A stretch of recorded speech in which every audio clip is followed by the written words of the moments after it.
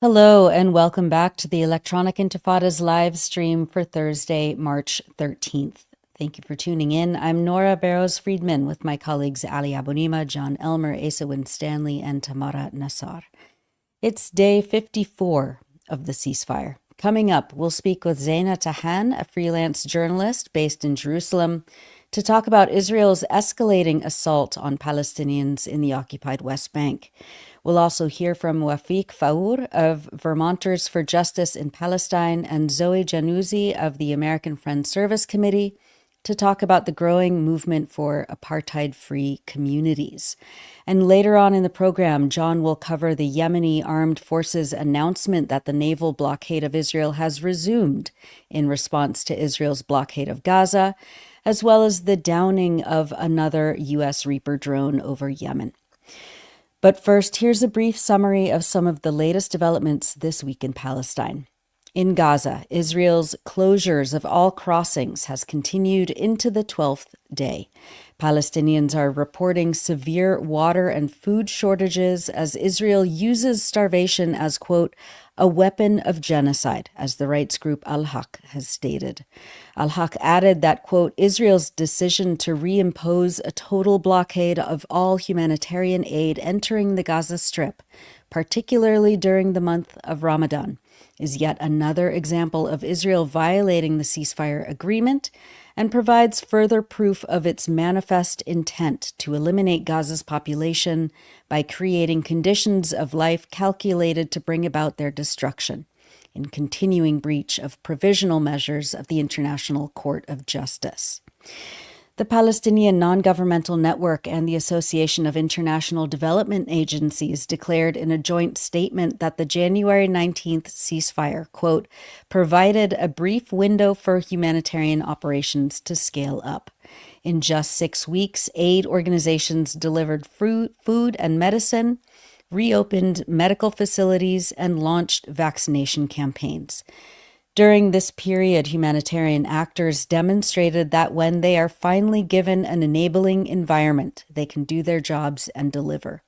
And Israel proved that enabling the delivery of aid was only a matter of will, a reality it has now underscored by choosing to use humanitarian aid as a negotiation tactic. The aid group Islamic Relief stated on Tuesday that, quote, aid trucks loaded with food and other essential aid are ready and waiting to enter Gaza, but are being blocked just a few miles from desperate civilians. Gaza's entire infrastructure has been systematically destroyed by Israeli attacks, including its ability to feed itself, the organization added.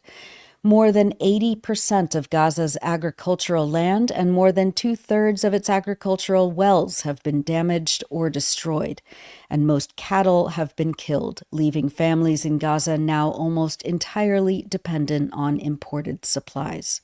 The scarcity has caused prices in local markets to skyrocket, making even the most basic necessities unaffordable for the poorest and most vulnerable.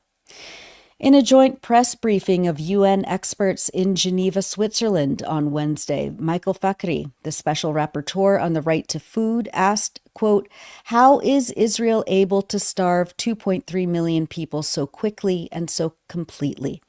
This is the fastest starvation campaign in modern history.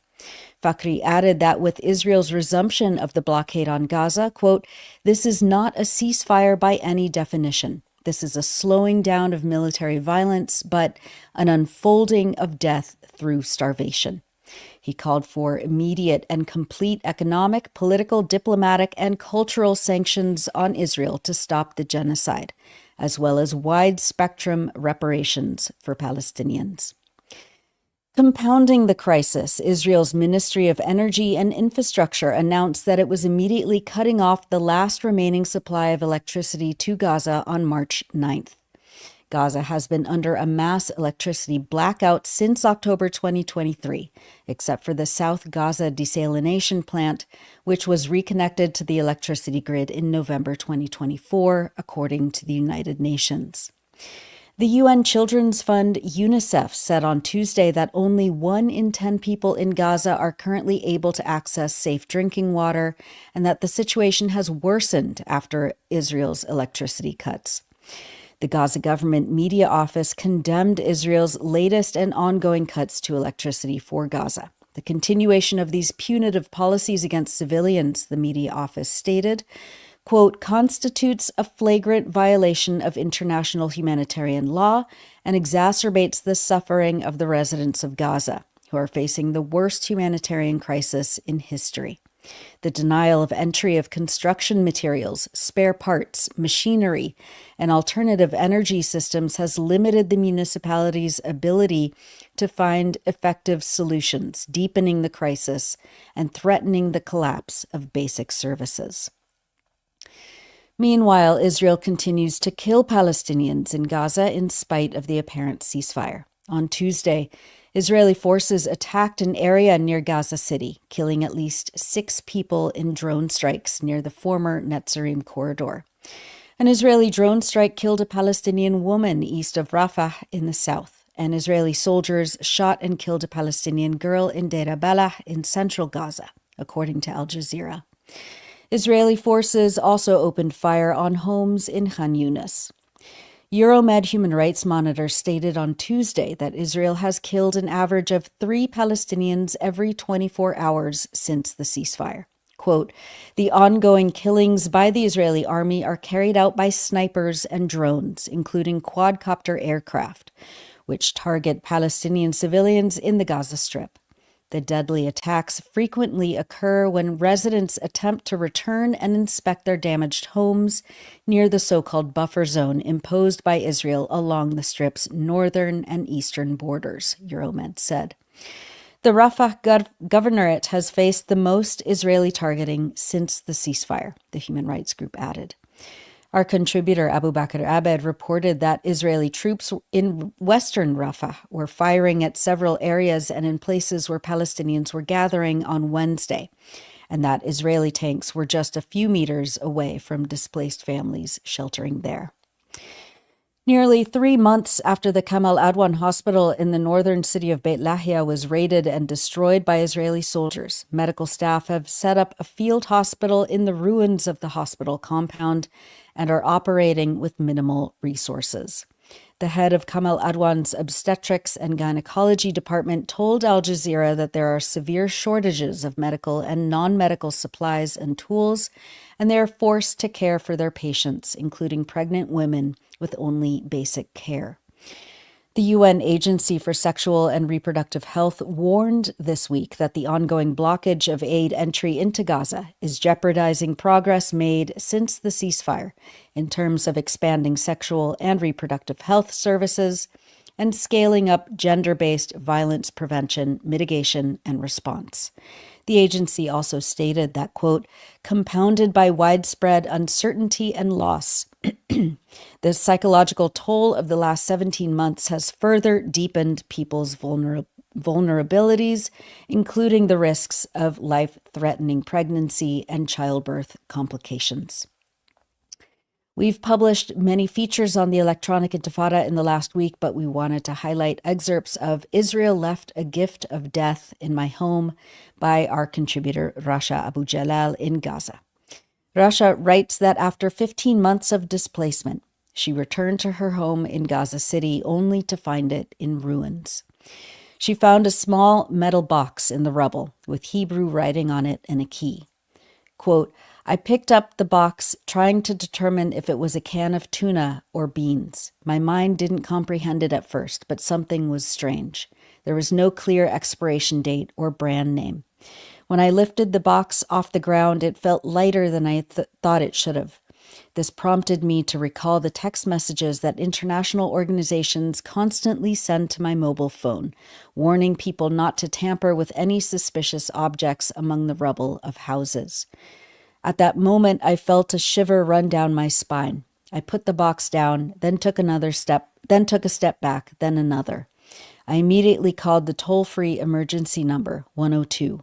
I explained the situation to the person who answered, and I was told not to tamper with the box, to leave immediately, and that a mine-clearing team was on its way. It wasn't long before 2 men in uniform, but without any equipment in hand, arrived. They introduced themselves as bomb disposal experts with Gaza's Interior Ministry. Next came the shock that made my legs wobbly. One of the men told me that the box was a trap, a bomb disguised as food. This is a gift of death that the Israeli soldiers left for the children of Gaza, he said. At that moment, I thanked God that I had not taken my 5 children home. I had left them with their grandmother at my parents' house in the Al-Nasr neighborhood west of Gaza City. The bomb disposal expert said demining crews had found dozens of mines that were intentionally placed and others that were unexploded ordnance due to a technical malfunction among the rubble of houses. It is believed that there are still hundreds and perhaps thousands of these unexploded ordnances that have not yet been discovered. United Nations data showed that more than 90 people have been killed or injured by unexploded ordnance since the Israeli attacks began in October 2023. That's an excerpt from Rasha Abu Jalal's feature, Israel Left a Gift of Death at My Home on electronicintifada.net. Turning to the occupied West Bank, where Israeli army raids and intensified settler colonial violence have continued in the northern region for more than 50 days, and where more than 30 Palestinians have been killed. These images we're showing are from a photo essay by Leila Warah and Wahaj Bani Mufleh titled Inside Israel's Brutal Offensive on Jenin. The Palestinian Health Ministry stated that the Israeli army stormed the eastern and western neighborhoods of Jenin City on Tuesday and forced residents in an apartment building to leave, detaining them and interrogating them and ransacking the apartments. Israeli forces killed at least 4 people in Jenin on Tuesday, including a 58-year-old grandmother identified as Faiza Ibrahim Abu Ghalil. Israeli soldiers have continued to raid and attack areas in Tulkarem and the Nur Shams refugee camp. The Wafa news agency reported that on Wednesday, occupation forces deployed foot patrols around the camp, while bulldozers leveled another stretch of the street adjacent to its entrance, destroying infrastructure and civilians' property. Meanwhile, Tulkarem camp saw a heavy presence of military vehicles and infantry units. Israeli forces set fire to homes in the camp on Tuesday night. On March 7th, Israeli forces also stormed the ancient Al-Nasr Mosque in Nablus, reportedly setting fire to sections of it. The Associated Press reported that when asked for comment, the Israeli military said it was, quote, not aware of any fire set by soldiers at the site. Ghassan Daglas, the governor of Nablus, told the agency that, quote, they want to destroy the West Bank, Gaza, and everything. But the important thing is the resilience, the resistance, and staying on our land. We will rebuild in the early morning. We will restore prayer to Al-Nasr Mosque. And for the second time in a month, Israeli police again raided the educational bookshop in occupied Jerusalem.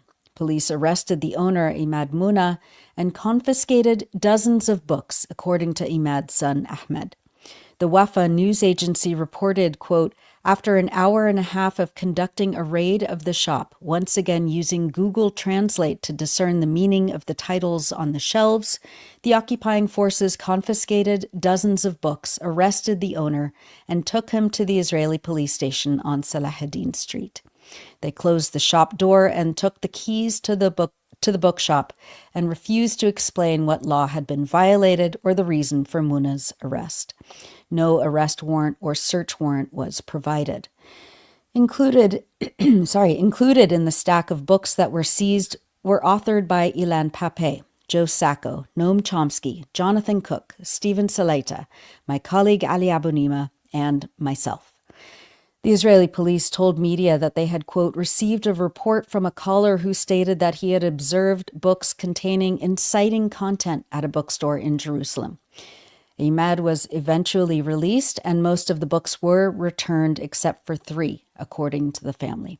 The Israeli police said that they have, quote, initiated a review of the books, and based on the findings, a determination will be made on whether to refer the matter to the state attorney's office for further investigation into the suspected sale of inciting materials. We'll have much more on the situation in the occupied West Bank coming up in a few minutes. But finally, as we always do, we wanted to share images of people expressing determination and resilience across Palestine. In Gaza, Samih Al-Madoun, a young musician in Gaza, performs the song Yamma Hadudarna by artist Omar Al-Abdallat while sitting atop the rubble. The lyrics of the song include, "O mother, they destroyed our home, my brother's and my neighbor's home. Don't be sad, O mother, we have gained more stones." يما يما يما يما يما يما يما يما يما يما هدوا دارنا دار اخويا وجارنا يما هدوا دارنا ودار اخويا وجارنا لا تزعلي يا ممتي زادت لينا حجارنا يما هدوا دارنا دار اخويا وجارنا.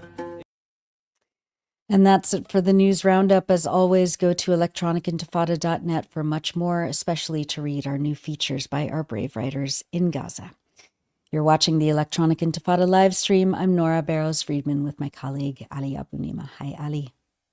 Hi, Nora. Thank you so much for that. The thing that is the most disturbing is how what you said, we're on day 12 of Gaza being totally starved, and it is still nowhere to be found on the front pages. Nothing. And as we're going to talk about, they're getting us, all the attention is focused on defense, the defense against this assault on free speech, that it risks crowding out what's happening in Gaza. So we have to keep talking about it. We do. And we can, we can walk and chew gum at the same time, as they say. And, the fact that Israel has been able to normalize the cutting off of all aid, and doing it without repercussion. And, the media, the so-called international community is just, they're like the Gaza government media office said, statements aren't enough. They're not going to turn, they're not going to make Israel open the borders again. I mean, it's unbelievable. Yeah. So, and we'll keep covering that, of course, because that's what we do. But we're also people are looking for ways to remain active or get involved. And I know that lots of people who are regular viewers and listeners, and lots of new people, want to know how they can keep the pressure up. And so that's going to be the focus of our first. We're actually going to go to the West Bank first with Zena. Apologize. That's right. But yes, coming up, we will talk about things that people can do materially. We're going to do that. My apology to Zena, who it's my honor to introduce now. So you're watching and listening to the Electronic Intifada live stream, and I'm Ali Abunimah here with my colleague Nora Barrows-Friedman. A large-scale Israeli military assault focused on the northern occupied West Bank forcibly displaced 40,000 Palestinians from their homes, the largest displacement of Palestinians in the West Bank since 1967. That was the year Israel occupied the West Bank, along with the Gaza Strip and Egypt's Sinai Peninsula and Syria's Golan Heights, and displaced hundreds of thousands of Palestinians from their homes in the process. Dozens of Palestinians have been killed so far during the Israeli assault, which is in its second month, making it the longest operation in the West Bank since the early 2000s. The Israeli military operation was launched days after the ceasefire between Israel and Hamas was implemented in Gaza.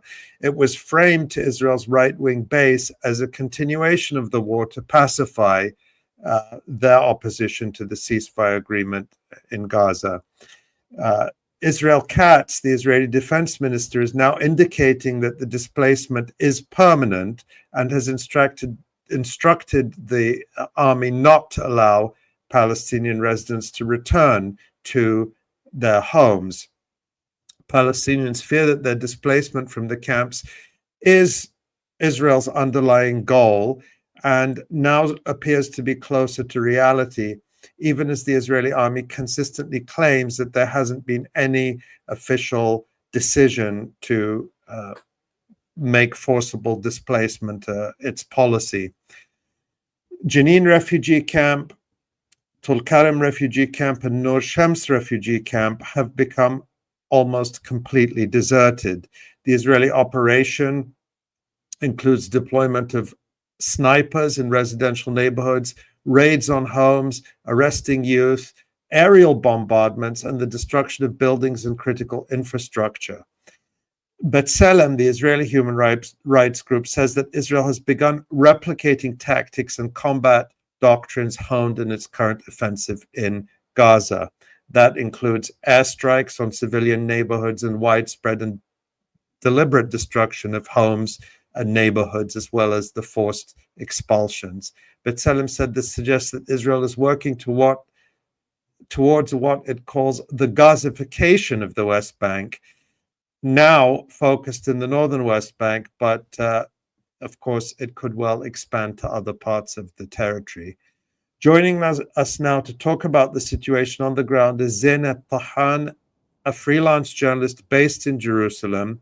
She has over 10 years' experience covering Palestine as a print and video reporter. Welcome, Zena. Thank you so much for joining us. Thank you for having me. Hey, Zena. So, Zena, in an article you wrote for the Electronic Intifada titled "Israeli Soldiers Vandalize and Desecrate Homes, West Bank Homes," you speak to Fida Abu Zena, who was forced out of his home in Al-Farra refugee camp in the foothills of the Jordan Valley with his wife and 3 children at gunpoint. You write, quote, "Using his home as a military outpost, soldiers lived, slept, and ate in Abu Zena's house for 11 days, during which they vandalized it beyond recognition, leaving a stench of urine and feces and used condoms on the floors and in the closets. Abu Zena's teenage son was executed by Israeli soldiers last year as he pleaded for his life. Talk more about what you witnessed in Al-Farra refugee camp and what people are going through there." Okay, thank you, Ali. So what happened in Al-Farra was that Israeli forces, it was actually the least affected camp in comparison to what's happening in Jenin and Tulkarem. Far'a, they went in for 11 days and they pulled out of the camp itself, which is in the governorate of Tubas. And there were villages in Tubas that were targeted for longer periods of time. But the Far'a refugee camp itself, I can say that it witnessed the least amount of damage in comparison to what's happening in Jenin and Tulkarem now. However, what I've been seeing, in comparison to the raids and the invasions that I reported on in the past few years, what I'm seeing now is that Israeli soldiers are taking it upon themselves to take their revenge. Each soldier is doing whatever they want to do just to get their revenge for October 7th. And they say it. And when they come across journalists, the first question they ask you is, what do you think of October 7th? So there's this feeling of these soldiers, leaving your feces on the ground is, I have no words. I have no words. When I was writing the article the next day, I was just breaking down into tears because it's so horrific. It's so horrific, on top of everything that Palestinians go through, Israeli soldiers are literally shitting in people's homes. And they did that during the second Intifada 2 decades ago. I remember there was a lot of reporting. They went into the offices of the Palestinian Authority and defecated in the desks and in the drawers. So these are long-standing tactics. It's really horrific. What's happening in Jenin and 𝐄𝐥𝐿 is unprecedented. As you mentioned, it's the largest displacement since 1967. What's worrying now is that what's going to happen next? Now, Israel has said it's going to remain in these areas until the end of the year. But what's going to happen to these people? You're talking about tens of thousands of people out of their homes.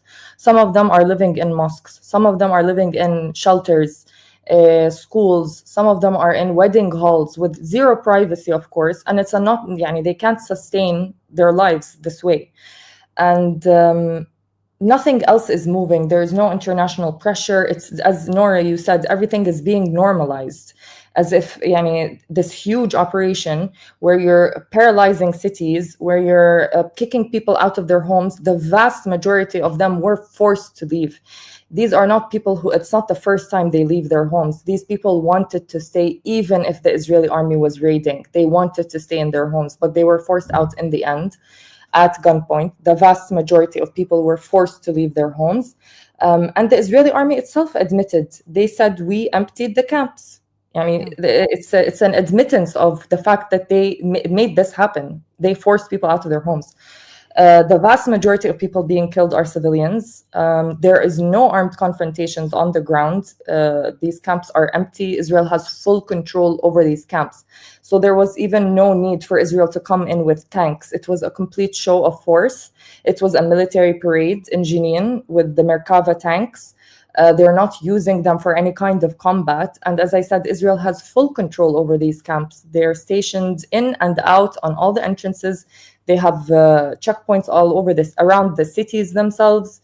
So I think that Israel is trying to get people used to its presence in these cities and to have them just go about their daily lives, because in the end, these are human beings. They're going to have to go on with their daily lives. And the fact that Israel is remaining in these areas is a huge problem. It's a huge, you're paralyzing these massive areas, these cities that are economic capitals, in this way, with the Israeli army remaining in these large numbers in tanks and snipers all over the cities, not just in the refugee camps, but around. And as you know, these refugee camps are extremely central in these cities. So it's a humanitarian crisis in the making right now. It's horrific. Yeah. Go ahead, Ali. No, go ahead, Nora.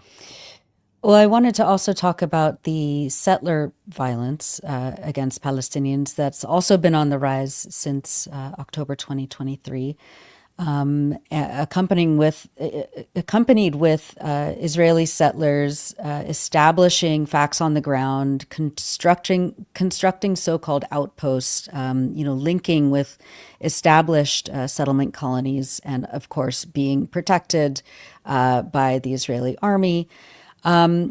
While all Israeli settlements in the occupied West Bank are illegal under international law, for whatever international law is worth these days, and building them is a war crime, what Israel refers to as outposts are often built without even Israel's permission and are considered illegal under Israeli law.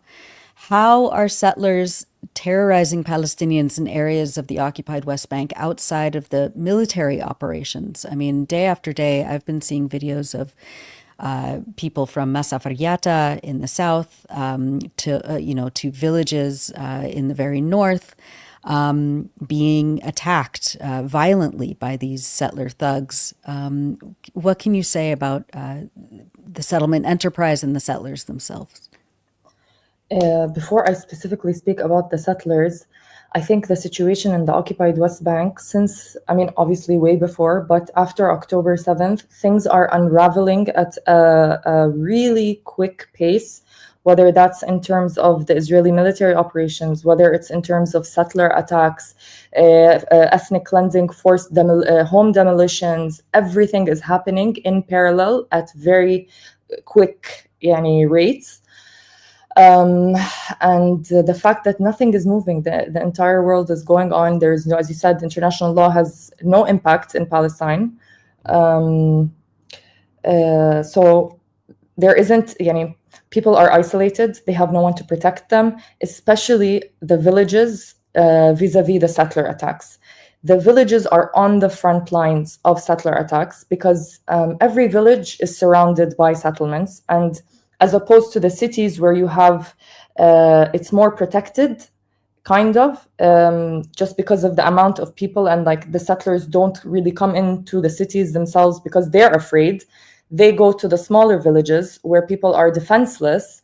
They burn homes, they beat up people every day. There's settler physical attacks on residents.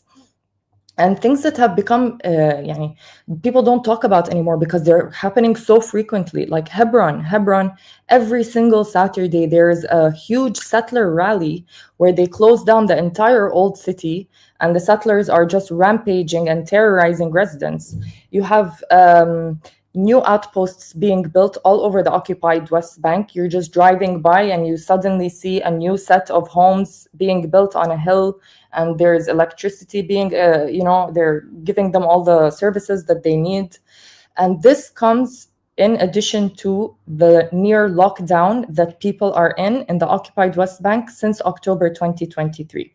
So every single city and village has checkpoints or settlements surrounding it, right?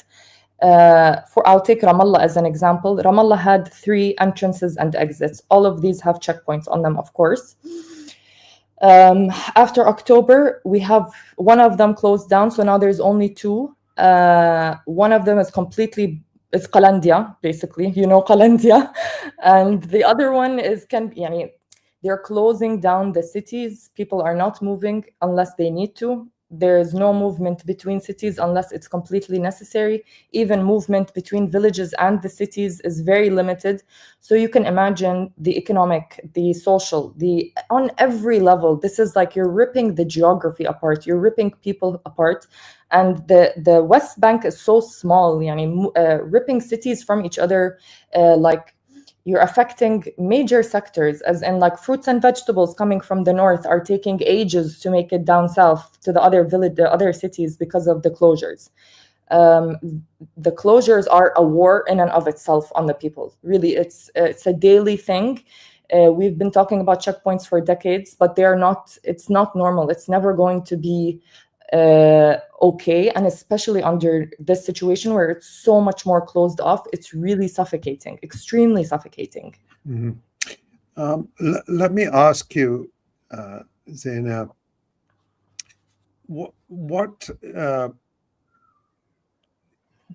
just before this major Israeli assault, there was another massive operation by the Palestinian Authority in and around Jenin refugee camp. And it came, many commentators said that it was an effort by the Palestinian Authority to prove to the incoming Trump administration that, look, we can do the job that Israel needs us to do, and that, that the United States needs us to do.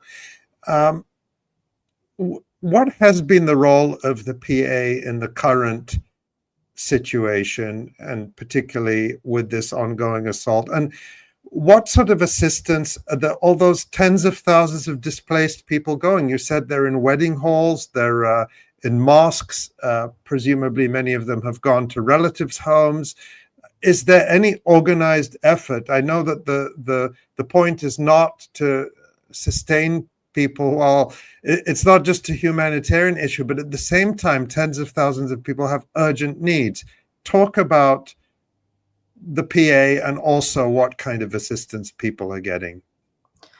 On the assistance, this is how bad it is that there's no centralized any kind of assistance, and people don't just need food, they need shelter, they need basic necessities for their children, they need they need milk and Pampers for children, so many different, you can imagine you're leaving your house with nothing on you. The vast majority of people were given 5 to 10 minutes to leave their homes. Now it's completely community-based. The Palestinian Authority stepped in with very limited capabilities, giving people aid, stepped in kind of late as well. Until now, people are just living off of already financially drained communities. So you can imagine, communities that are going through something very difficult are trying to help others with the very little means that they have. The Palestinian Authority, right before the whole thing in Jenin, before the Israeli army raided Jenin on January 21st, 2 days into the ceasefire in Gaza, the Palestinian Authority had besieged the Jenin refugee camp for over a month, for 50 days. The Palestinian Authority laid siege. It was killing civilians. They were arresting people, and until this moment, the Palestinian Authority is still in Jenin operating and arresting people. And the residents themselves talked about this as a joint operation between the PA and Israel, which was a new development, a huge development of the PA and Israel operating at the same time in Jenin camp, while Israeli army is hitting with airstrikes, and the PA being there and also carrying out attacks on civilians. And they killed Palestinian journalist Shada Sabbagh. So the Palestinian Authority was trying to make it as though these are criminals, that these are outlaws, that these are all kinds of words that Palestinians themselves do not believe, or Palestinians themselves do not view these men in this way. And I don't think that people bought it. I think that people know that the Palestinian Authority is against the people, and we know that from years on. It's not just from now, especially since the killing of Nizar Banat in 2021. The relationship on the ground with the PA has shifted, and the displacement that took place, there were thousands before the Israeli army entered the Jenin refugee camp. Thousands of people were pushed out of Jenin because of the PA's assault and what they were doing. And we've seen some horrific videos, Ali, of how the PA is treating these men as though they are traitors, as though XYZ. When I don't also want to give... They have very basic capabilities, these men. They are not an army. They're not... this is coming out of a vacuum, right? Of being attacked and not being able to defend yourself. So while many people have reservations about whether this is the right way to go right now. Or let me take a step back. Many people said that these men needed leadership. They needed to be guided, and which is what the PA didn't do. Instead, the PA turned against them. So there is a lot of awareness. It's against the PA and what it's trying to do. People know and understand, especially when you have Hamas in Gaza doing what it's doing and being able to be powerful until this moment. Yeah. And you mentioned, Zena, just to inform our viewers, you mentioned Nizar Banat. Of course, he was a prominent political activist in the West Bank, very, very critical of the Palestinian Authority and of Mahmoud Abbas. And he was also running for elections before they were ultimately cancelled by the Palestinian Authority. But in June of 2021, Palestinian Authority security agents came to his house and to detain him and beat him so severely that he was killed. And although there is supposedly a trial, it's been going on for years and years of the security officers with no progress and no accountability so far. So just so people know what that reference is. Yeah. Can I add one last thing on the PA, which is also a big development in the past few weeks? Palestinian Authority President Mahmoud Abbas decided to try and appease the Europeans and Americans by diverting the issue of payments to the families of people who were killed by Israel or the families of prisoners. And this was also received extremely badly by the people, because it's a very holy issue, the issue of payments to the families of prisoners, the men who are not able to be there for their families because they're behind bars. the Palestinian Authority issued a decree saying that they're going to be taking this issue to a private company that is going to be paying these families, and that these families are going to be paid according to social status and not amount of years inside Israeli prisons. This is also the PA digging its own grave. We had the head of the Palestinian Authority, the head of the Palestinian Prisoners Society, 𝐓𝐡𝐞 𝐄𝐥𝐞𝐜 come out and talk about, basically blast the PA for doing this. The next day he was removed. It's becoming more and more of a dictatorship, and I don't think it was ever established to be a state. It was ever established to give Palestinians rights. Indeed. Zena, finally, can you talk about the impact that Israel's, supposed ban on UNRWA, the UN Agency for Palestine Refugees, has had in the West Bank? I mean, just a few weeks ago, Israeli police stormed a bunch of schools in Silwan. I can't remember exactly, Beit Fajar, maybe. I can't remember. Places around Jerusalem specifically. And detained the principal at one school. They shut it down. They shut schools down. What has been the impact that you've seen around the West Bank with Israel's war on UNRWA? So in the areas that Israel is operating, so Jenin and Tul Karam, the UN agency is suspended in these areas because it's not able to operate in areas when there's a military invasion. So already you're talking about 2 months of no services to these people, and the UNRWA is only able to provide basic food aid, very small things to the people that are outside of the camps, and they give them coupons. So they don't really have a choice of what to use this coupon for. They have to buy certain things. The attack on UNRWA is going to have a huge impact humanitarian wise, because you have over 20 refugee camps across Palestine that are dependent on UNRWA for schools, for basic services like garbage collection, like the most basic things. And UNRWA itself was created for these refugees. So removing this and creating this humanitarian vacuum is going to be a disaster. If there is no alternative, the Palestinian Authority in no way can play that role, because even the security in these camps is run by UNRWA. There is no PA in these camps. So it's not just a humanitarian thing, it's a huge political thing as well, the vacuum that's going to be created.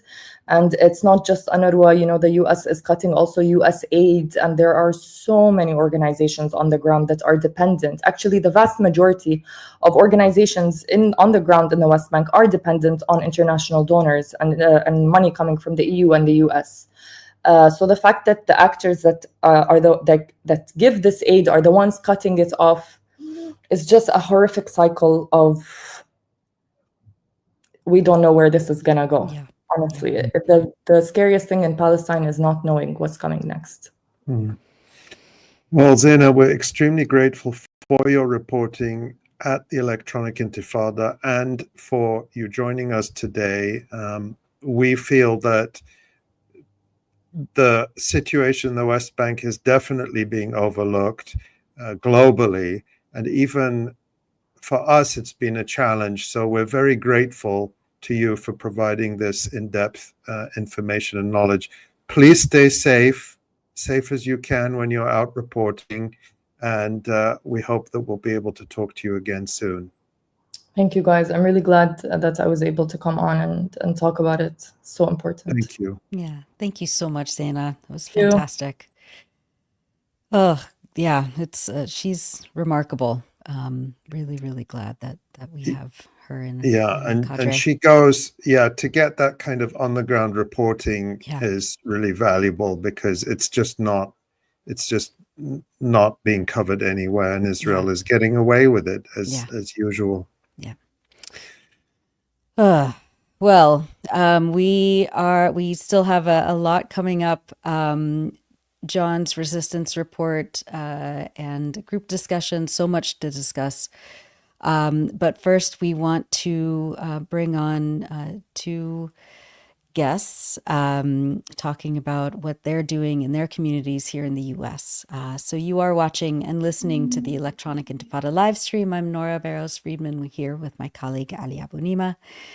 This month, 5 towns in the state of Vermont voted to oppose Israeli apartheid. They officially adopted the Apartheid-Free Communities Pledge, which commits to end all support to Israel's apartheid regime, settler colonialism, and military occupation. In a press release, the Vermont Coalition for Palestinian Liberation said, quote, "These historic votes make Vermont the first state in the country to have municipalities vote advising their leadership to cut ties with Israeli apartheid." Joining us to talk about this victory and what it means are Wafiq Faour and Zoe Jannazi. Wafiq is a Palestinian born in a refugee camp in Lebanon. He's a member of Vermonters for Justice in Palestine and the Vermont Coalition for Palestinian Liberation. Zoe works at the Palestine Activism Program coordinator at the American Friends Service Committee, where she activates people across the U.S. to further their visions for a world free of apartheid and occupation. Congratulations, Wafiq and Zoe, and welcome to the Electronic Intifada live stream. Thank you. So glad to be Thank here. you. Good to see you both. The towns of Brattleboro, Newfane, Plainfield, Thetford, and Winooski recently voted to affirm the Apartheid-Free Pledge in Vermont, and this was after a year-long mobilization effort. Tell us what went into it and what these votes mean. What went on it, those specific towns you mentioned, plus other 4, to put it as an article for vote on those towns under the Vermont charters and the town or city charter, you have to collect 5% of registered voters. That is where the 1 year of effort came from. The many towns who are considered that failed to pass apartheid-free community, majority of them are on technicality. What I mean, we collected more than 5% of Burlington, but it has to go to the council members and they rejected to put it to the voters. So the struggle was, is democracy existed in our towns? Are the American democracy selective when it comes to the Palestinian question? Before I give to Zoe to explain what is apartheid-free community, I want to say that we choose this language from American Friends Service because it serves our goals as a coalition and it serves our intention where we are going, which is the BDS, the boycott, divestment, sanctions. Mm-hmm. Yeah, and Zoe, can you talk about the significance of these votes and what that means in terms of like practical material impact on these cities? Yeah, thanks, Nora, and thanks, Wafiq. I'm glad to be here.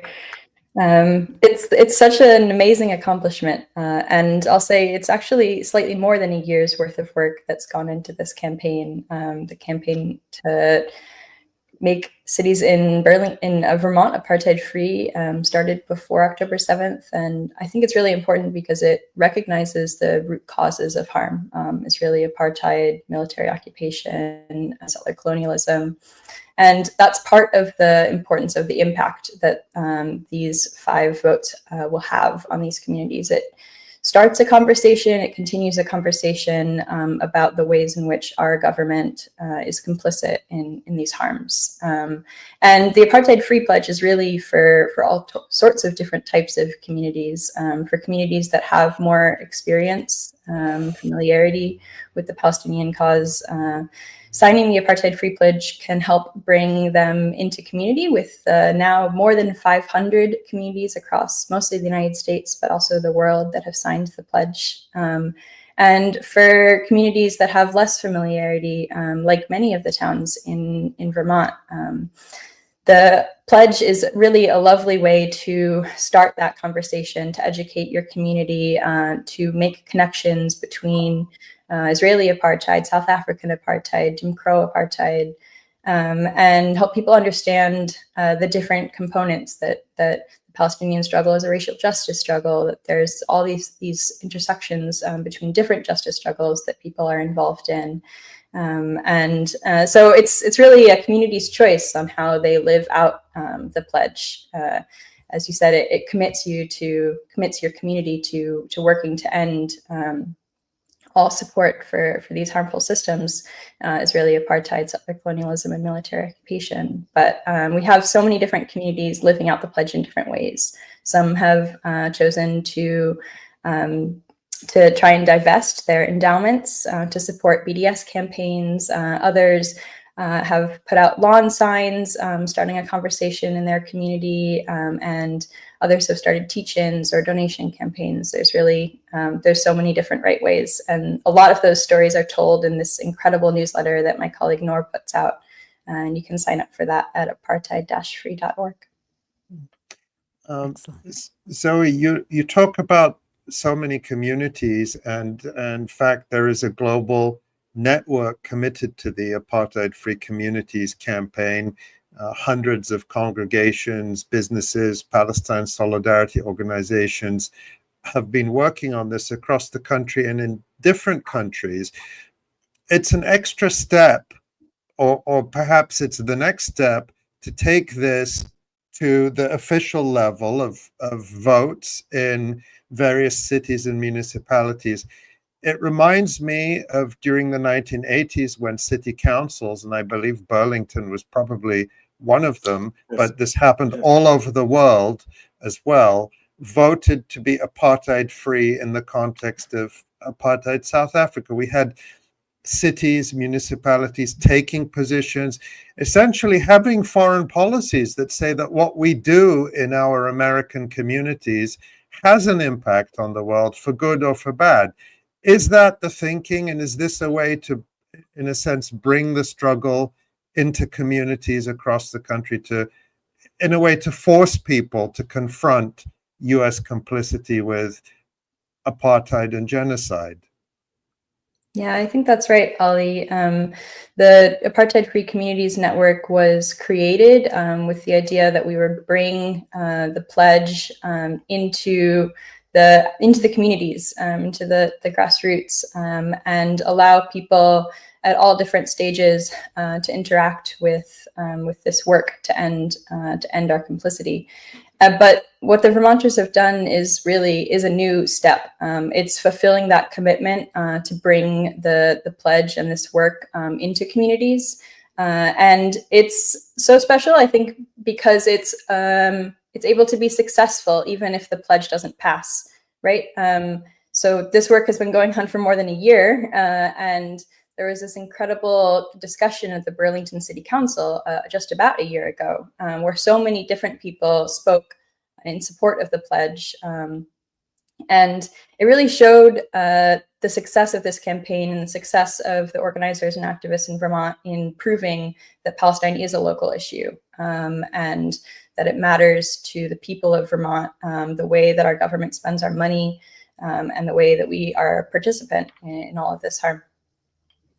I would love to hear Wafiq's take also. Of course. I think the most important thing is bringing apartheid-free community to Vermont as local issue. This is the secret of everything. And the apartheid-free community, if you read it, is a collective liberation pledge. It's not only Palestine-Israel pledge. And this is what we are working here on our coalition, our Solidarity for Palestine.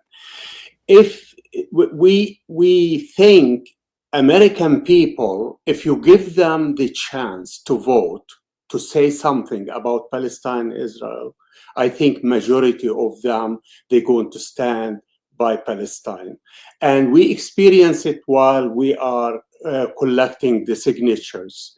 Because it was an education, we stopped everybody. Let's say we are working in Burlington or Winooski, not everybody passing by on the street is from that town.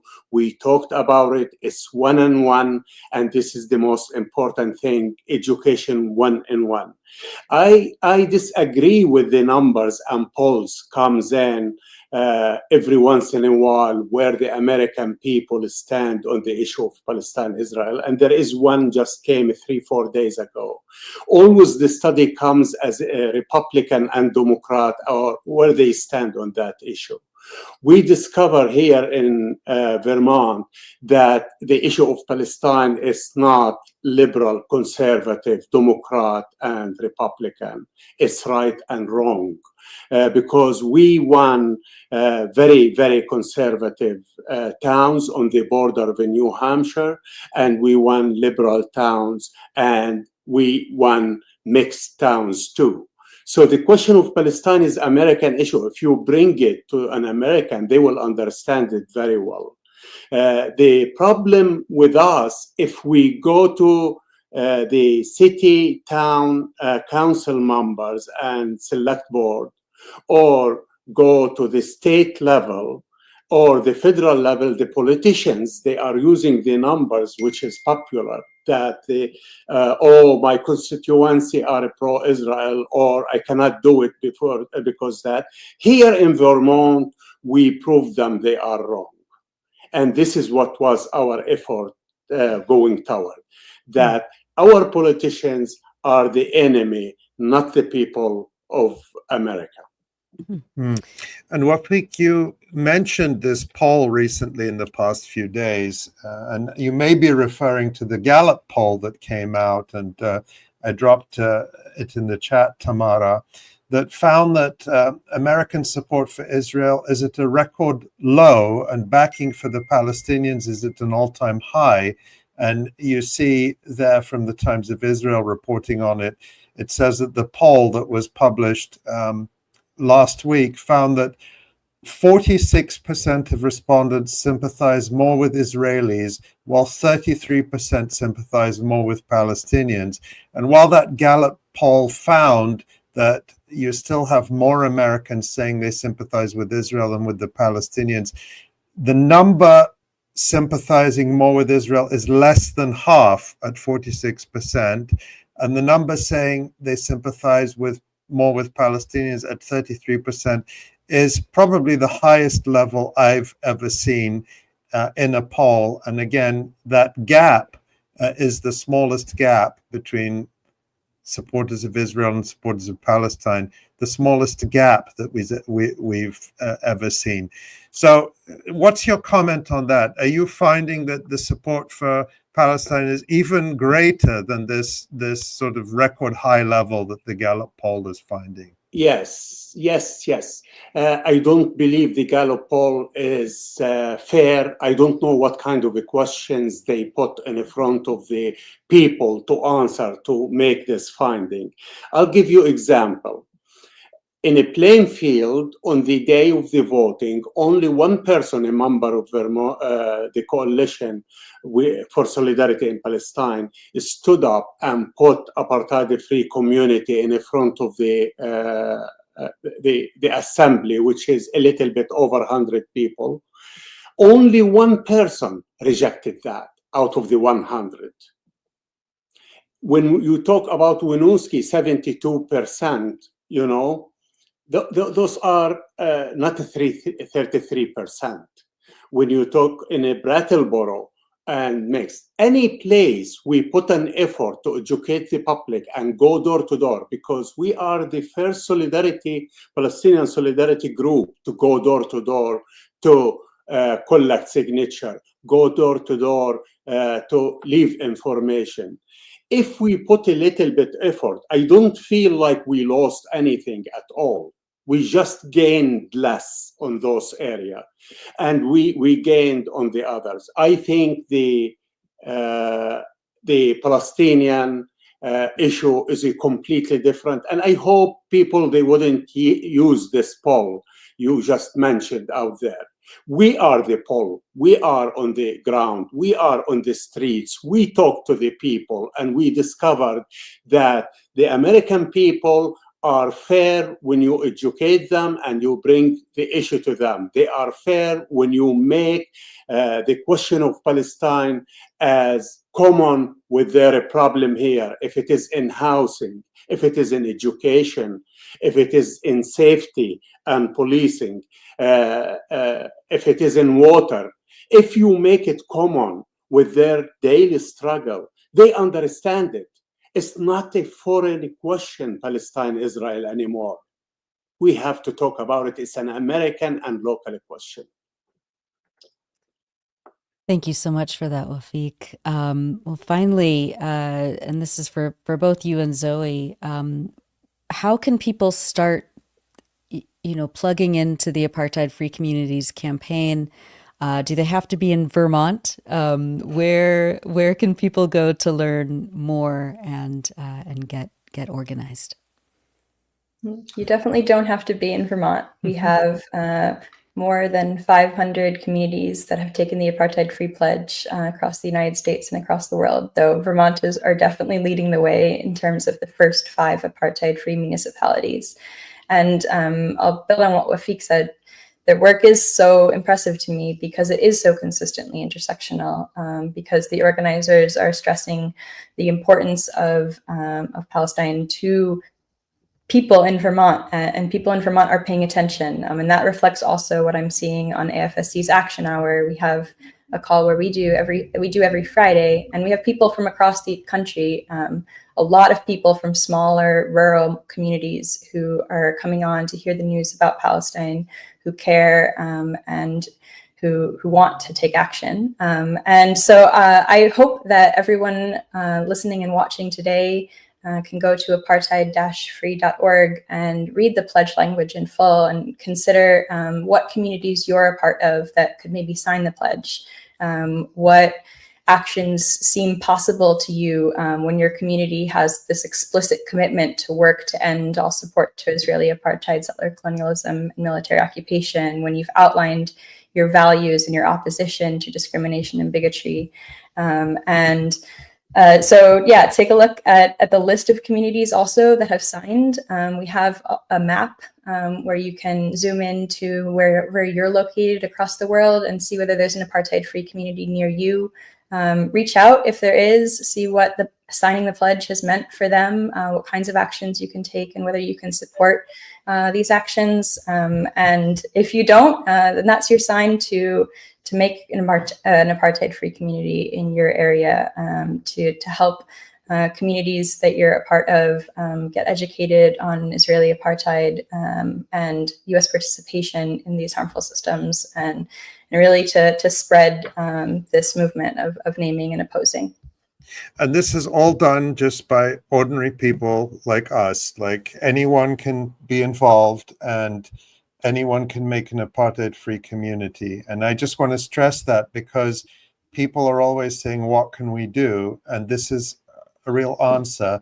And the great thing is, I assume, Zoe, if they get in touch with you or with Wafiq, or they go to the website and people have questions and they say, well, I don't even know where to start, you will be willing to help them figure out where to start. Is that correct? Yeah, exactly. Already we received contact from Oregon. They are interested to do that. And what can we do? Apartheid-free community is something we can organize, not mobilize, organize, going out of our comfort zone to talk to people we never talked before and bring Palestine on places they never talked about. And anybody will call us here in the coalition. We are ready to talk to them. And we hope, and we are pushing it more toward the New England, because we are close and we can travel to help and to be with them on the street if they decided to start what we started here. Thank you so much, Wafiq, Faour, and Zoe Jannazi. And of course, that website is apartheid-free.org. Yeah, I wonder if we can just show it quickly, just so people have a chance to see it. Yeah. There's so many resources on this website that my lovely colleague Nora and Allison helped to maintain. There's a newsletter that you can sign up and get stories each month from communities that have signed the pledge, little bits of inspiration from really powerful people like Wafiq. That's wonderful. Well, thank you all for everything that you continue to do. And we will await the next wave of apartheid-free communities that you can give us an update on. So thank you so much. And we'll have you back on soon, Zoe and Wafiq. Thank you very much. Thank you both. Thank you. Yeah. Oh. Just before we move on, let's see if can we actually show the website, just because it's nice if people have a chance to see it. Tamar, I don't know if it's possible to put it up at short notice, but it's a great resource. I was looking at it last night, and an incredible amount of work. Yeah, just so people can see, an incredible amount of work has gone into putting this national campaign together. And the point here is that this is something people can get involved in and do over time and build strength in their communities over time. So we're not always just reacting to the horrific events that are happening, but building up grassroots power for the long term. So it was very exciting to see that victory coming out of Vermont. And as you said, Nora, hopefully there's many more to come. Yes, absolutely. Well, thanks. And let's bring Jon on for the Resistance Report. Hey, Jon. Hello. Great show. Hi, Jon. Thank you. Good to see you guys.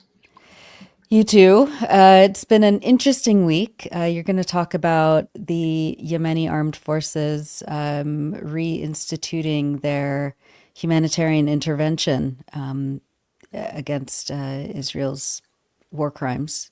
Yes. Siege for siege. Yeah, there you go. Well, give us an update on that, and take it away. Take it away. All right. Thanks, guys.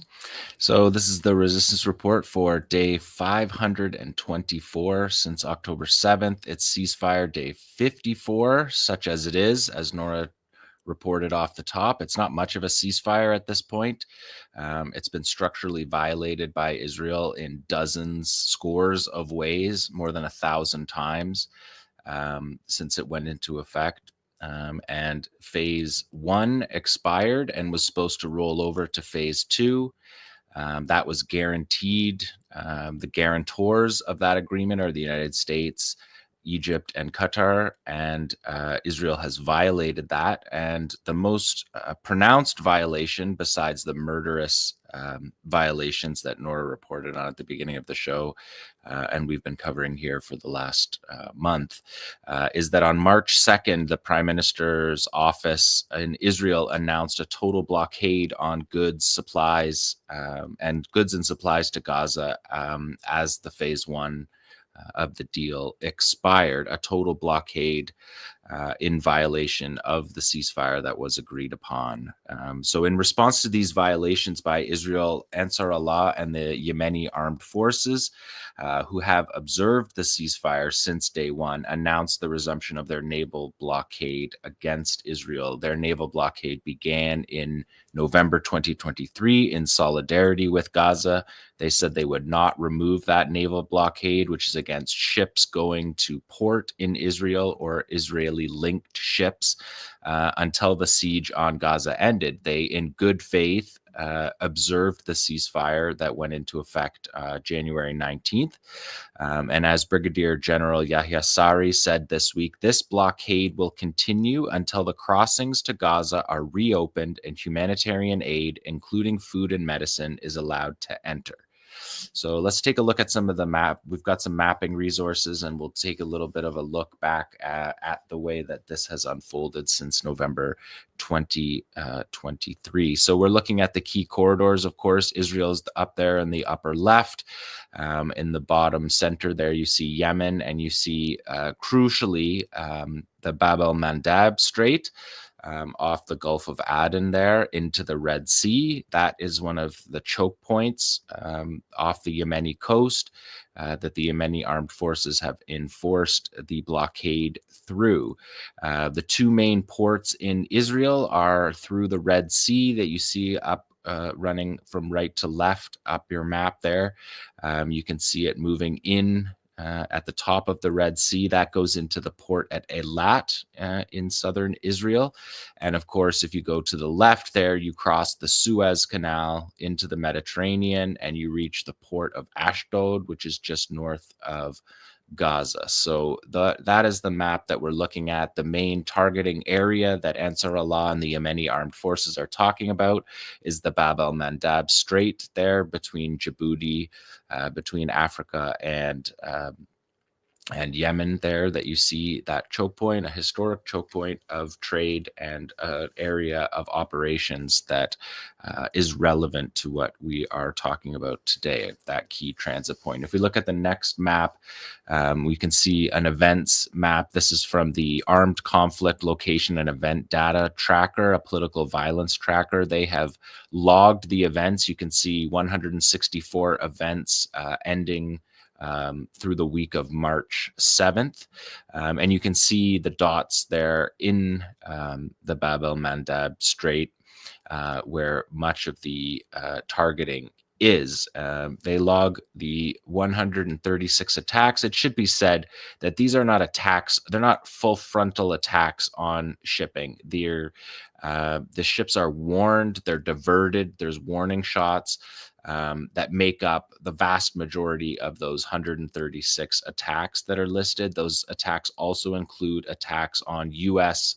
naval vessels, military vessels patrolling in the area as well. There's been at least 6 frontal assaults on U.S. aircraft carriers in the area. But as far as shipping is concerned, it is a warning not to travel through the area. Of course, this began in November 2023. People may remember when the Galaxy Leader, an Israeli-owned ship, was boarded and taken over by the Yemeni armed forces, and its crew held captive in good conditions. We saw lots of videos of them in support, in solidarity with what was happening in Gaza. And that ship, the Galaxy Leader, the first day of the ceasefire in Gaza, the Galaxy Leader crew was released. There's been a single fatal attack in March 2024.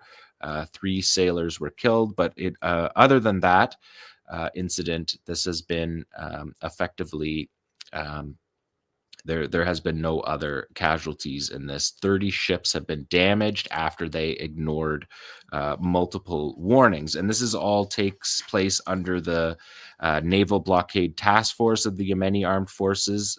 They call it the Yemeni Armed Forces Humanitarian Operations Coordination Center. And they research and get intelligence on ships. Because the ships change flags, fly flags of convenience, try to disguise their ownership and their destinations. And when those ships that have done that arrive in port in Israel, they're then warned when they're in port in Israel that they have been notified of being sanctioned. And the Yemeni armed forces stress that if they persist in this multi-layered warning system, then they are targeted. And they stress that they use the methodology of the U.S.-Saudi blockade on Yemen, the brutal naval blockade on Yemen that matched with the Saudi-U.S. war that began in May of 2015. So they're using criteria that was used against them, a blockaded country, to use against Israel in a humanitarian intervention that they say matches international law's requirements on stopping genocide, on intervening in a genocide that's going on. If we look at this next map here, we can see this is an attack chart map, you can see the number of vessels over the course of the 16 months since the war in Gaza began. And if you look at the line graph in the upper left corner, tracking it across the screen, you can see that transits through the Bab el-Mandeb Strait have gone below half, from 2,000 down to below 1,000, according to the Lloyd's List Intelligence, Lloyd's of London List Intelligence. They're down from 2,068 crossings in November 2023 to 877 1 year later. So they've had a material impact on shipping in the region to Israel. The attacks have carried out in a number of phases. They have been escalated as the war escalated. They went from Israeli-owned ships to ships that were servicing Israeli ports, to British and UK ships. Once the Brits and the Americans started bombing onshore in Yemen, they expanded this. And of course, in the final phase, Yemen began targeting Israel with drones, targeting Israeli soil with drones and ballistic missiles. We've, of course, covered that on the Resistance Report for the last year and a half. Of course, Yemen has been the subject of more than 700 American and Israeli airstrikes on their territory as well during this time, which have killed orders of magnitude more than the 3 sailors that have been killed during this naval blockade. If we look at the next map, you can just see, or the next graph, you can just see it's pretty obvious when the blockade, the Yemeni Armed Forces blockade begins. You can see vessels through the Suez Canal drop off. You can see car carriers, which are the main source of the port at Eilat on the Red Sea. The Israeli port of Eilat is a car carrier port. You can see those drop to virtually zero. And you can see in the upper right corner the change in transits through the Suez Canal of valuable cargo. So you can see the car carriers are down by more than 90%, virtually 100%. You can see the crude oil tankers are down by more than 50%. And you can see the bulk LNG, liquid natural gas carriers down 70%. So significant material impact of this blockade, which is also a political action to press other countries to join. In December, at the port of Eilat, the chief executive told Reuters, this is December 2023, right after the beginning of the blockade, that arrivals had dropped 85% at the port of Eilat. By March 2024, they're talking about 0 vehicles arriving at the port. And by July 2024, they're talking about bankruptcy at the port. The port CEO is talking to the Knesset's Economic Affairs Committee, saying that there had been no activity at the port for 8 months and no revenues at all coming in. So the ceasefire allowed the resumption to some degree of these, but now it is back in effect. And it went into effect with a video that we're going to show here in a moment, where that the Yemeni Armed Forces published "Siege for a Siege," it's called. And you're going to see Ansar Allah political leader Abdul Malik al-Houthi declare, he's going to say, "We declare to the world, we will give a 4-day deadline for the entry of aid into Gaza." This was earlier this week, end of last week. And it says on screen that it's a 4-day deadline. And Abdul Malik al-Houthi says, "We will resume our naval operations against the Israeli enemy. Our message is absolutely clear. We will respond to siege with siege." But it's a solid information operation. So we're going to watch that video in its entirety now.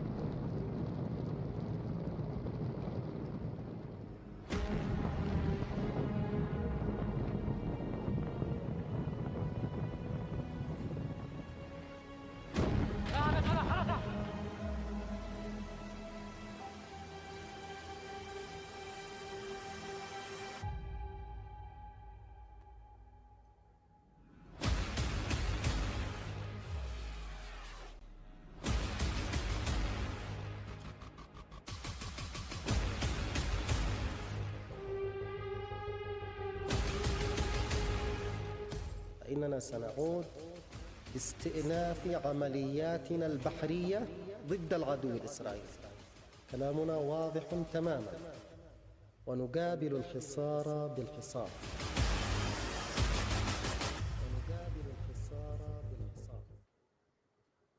So yeah, solid information operations, letting everybody know what's happening. They showed there in that video, two ships have been sunk during this blockade. And Abdelmalek al-Houthi on Monday said that we granted the 4-day deadline.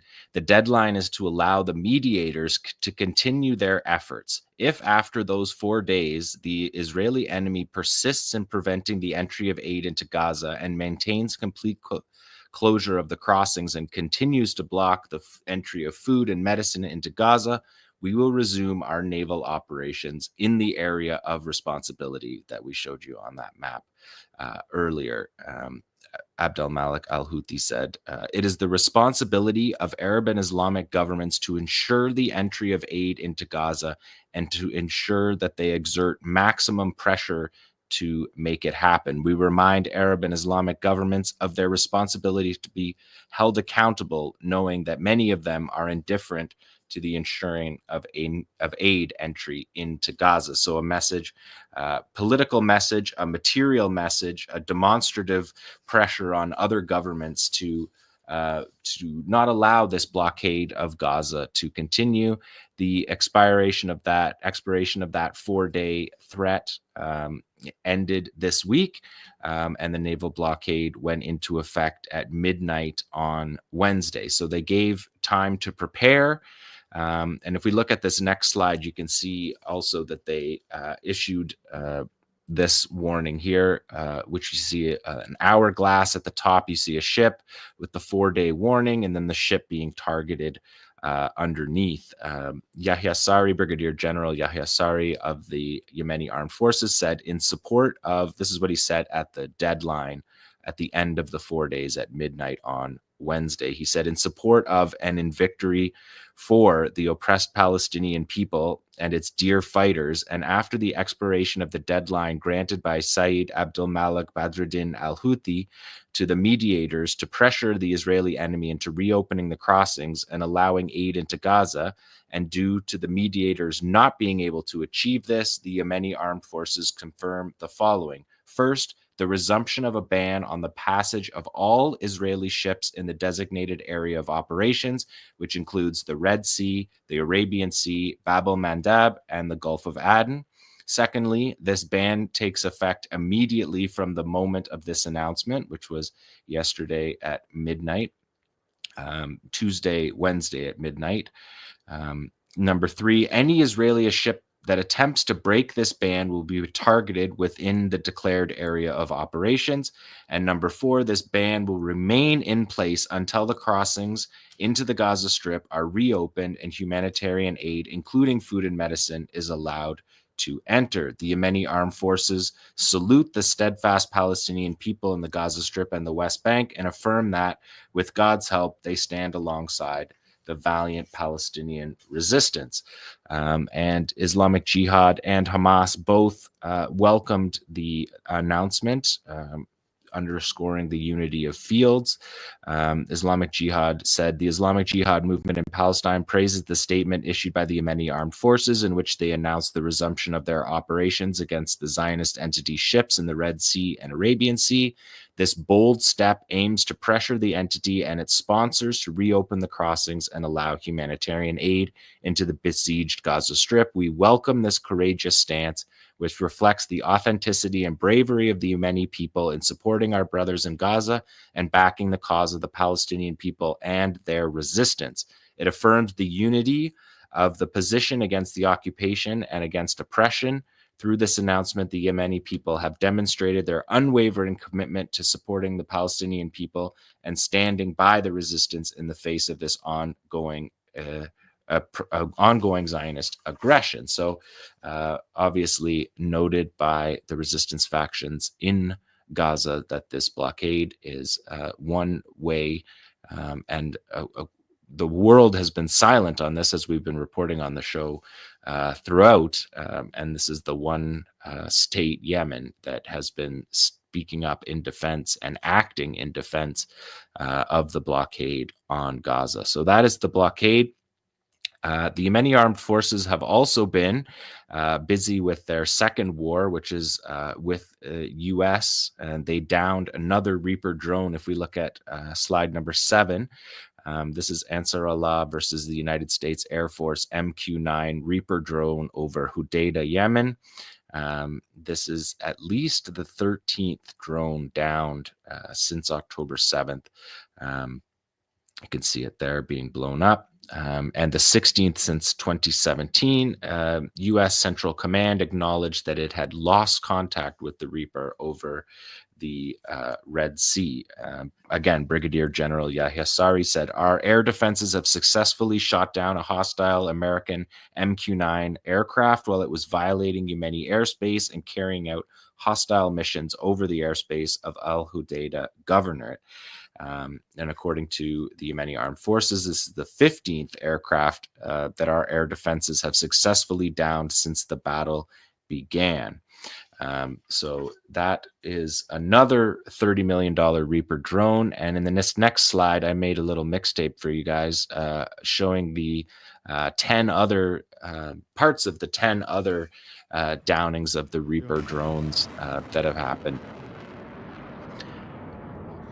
in the last year. So we're basically talking about essentially one a month. We have had confirmation of at least 12 of them, and Central Command admits to at least 12. This one that I just showed was the 13th. And these are in previous, over the last year. I've shown you all these drone strikes, all these dropping of these drones. These are MQ-9 Reapers, $30 million drones. They're armed drones. They carry 2 500-pound bombs, 8 Hellfire missiles, and we have seen these drones downed with those weapons intact, which means that the Yemenis have access to reverse engineer those weapons. And again, the agreed upon cost, generally the agreed upon cost is $33 million per unit of these drones, although the United States Air Force original construction cost was $50 million. And so we're watching here on your screen about $500 million in US drones being shot out of the sky by locally made, locally assembled at least, surface-to-air missiles that the Yemeni Armed Forces has been using. We believe they're to be carrying these out with the 358, which is a surface-to-air missile that has cruise missile and loitering munition capabilities in it, and they've been used, as we've seen, to devastating effect. It's believed that Hezbollah was using those to take down Israeli drones during the war in Lebanon. Although, again, we're not seeing the actual weapon being used. So they have been interdicted by U.S. Navy vessels, again, in their blockade of Yemen. And we have seen those parts, and we saw footage of the 358 at a Iranian weapons show that was attended by the Russians. But there's no direct confirmation that that's the weapon that is being used. But as you can see, it is a very effective tool. And these drones are, like I said, they're armed. They're carrying out surveillance missions for the onshore attacks that are carried out by fighter jets that take off from the aircraft carriers. And if we look at number 9, you can see how the Americans respond to this. This is Stars and Stripes, the U.S. Armed Forces media. This is how they responded to the one this week. The first drone I showed you was this week being taken down. And the headline is U.S. drone lost over the Red Sea on the same day as the Houthis claim MQ-9 Reaper downing. And in that article, it's a pretty classic way that the U.S. has dealt with this. A U.S. military MQ-9 Reaper drone disappeared over the Red Sea the same day Houthi militants in Yemen claimed to have shot one down. Claimed, they showed us on video. U.S. Central Command lost contact with the drone on Monday, said the official, who spoke on the condition of anonymity. The day given by the official coincides with one in an ex-post by the Houthis, where they had downed a Reaper in a coastal region of Yemen with a surface-to-air missile. It's unclear whether the Houthis were responsible for the loss of the drone. They were responsible for the loss of the drone. And if we look at the next slide, I also wanted to point this out. The battle between the Yemeni armed forces and the U.S. aircraft carriers also led to this in December, which we didn't get a chance to report on, but I wanted to bring your attention to it while we're doing this coverage of Yemen. The U.S. shot down its own fighter jet during an attack by the Yemenis on the Truman aircraft carrier that you see there in that photo. They shot down an F-18 Super Hornet, a $70 million jet with a $2.5 million interceptor missile. These interceptor missiles are used to shoot down the Yemeni drones that cost roughly the amount of a family car. The SM-2s are 2.5 million, but they also fire SM-3s at these incoming drones and cruise missiles that are fired at the warships, and the SM-3s can range from $9 to $30 million for the interceptor, for a single interceptor missile. So you see the asymmetric warfare financially revealed financially happening between the Yemeni armed forces and the Americans. And there's been, like I reported earlier, there's been 6 direct confrontations with U.S. aircraft carriers patrolling in the area. And a senior Pentagon official told Fox News that so far the Navy has shot down and intercepted all of the missiles and drones fired at their warships, but sometimes the interceptors have occurred only seconds before impact.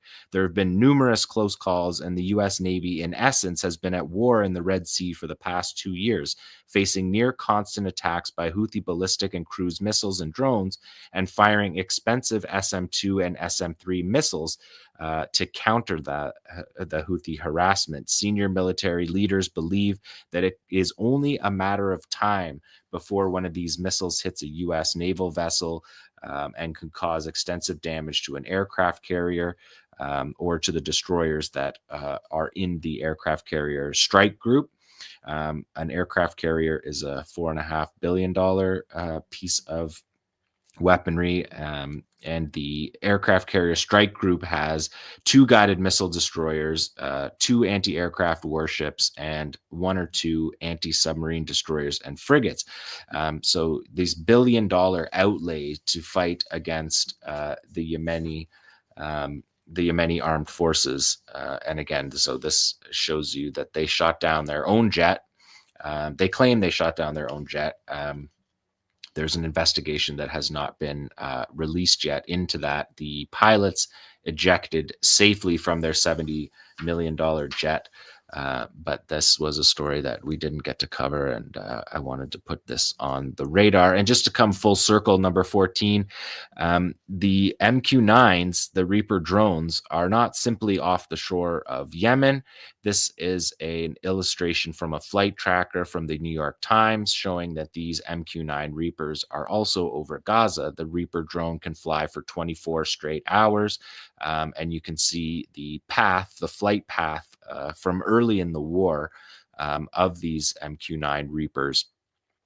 They fly at about 26,000 feet over Gaza, just doing these loops. And of course, we know that the US and Israel operate a fusion center where military intelligence from the US is gathered and logistics is given to the Israelis.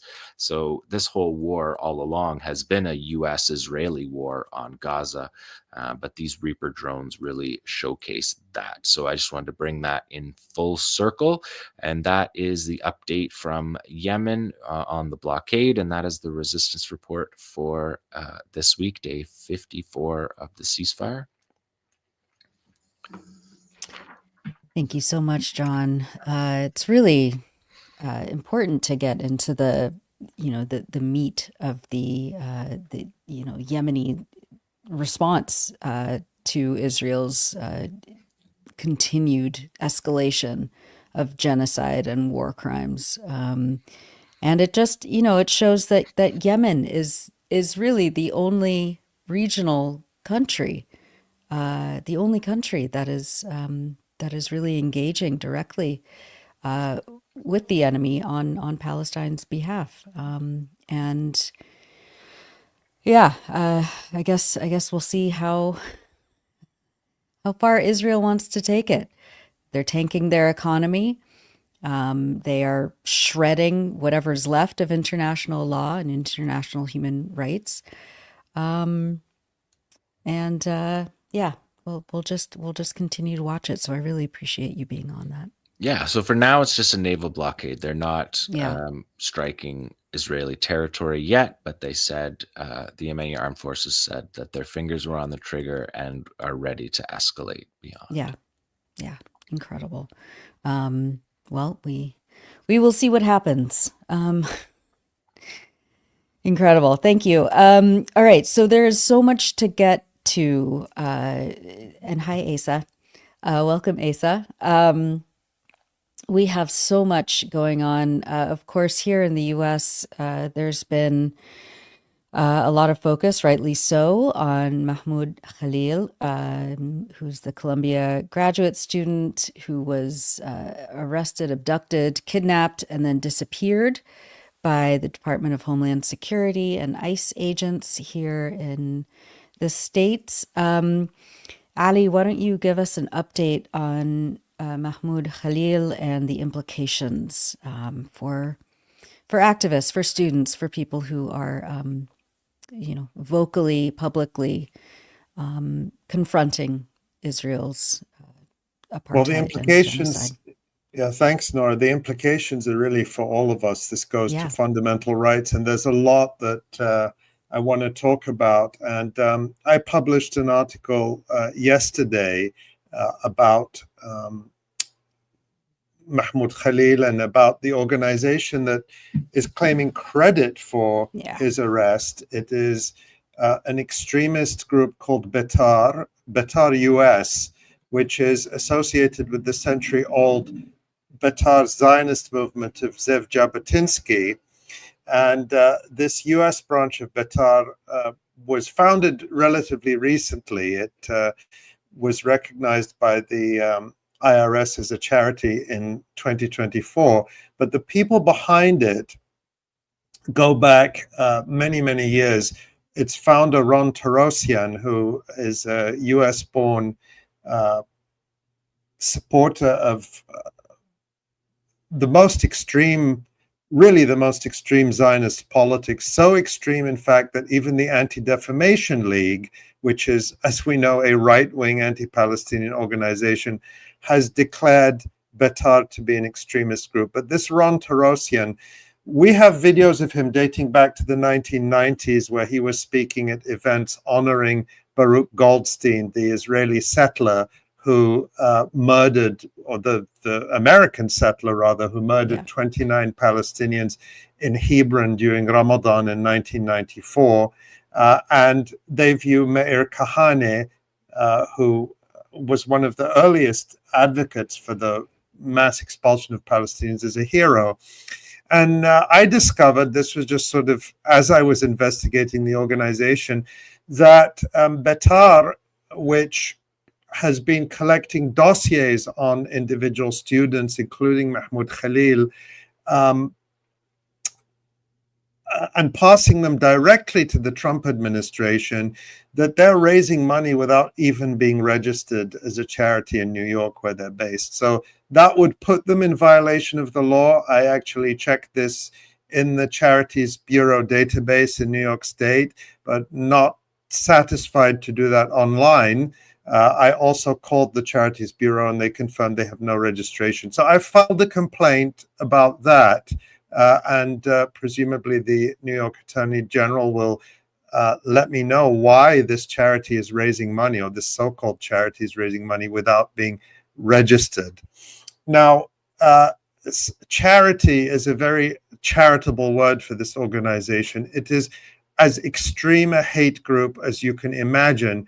And just to give one example of the hate and the vile and depraved hatred it spews on social media around the clock, let's show this tweet, which is from February.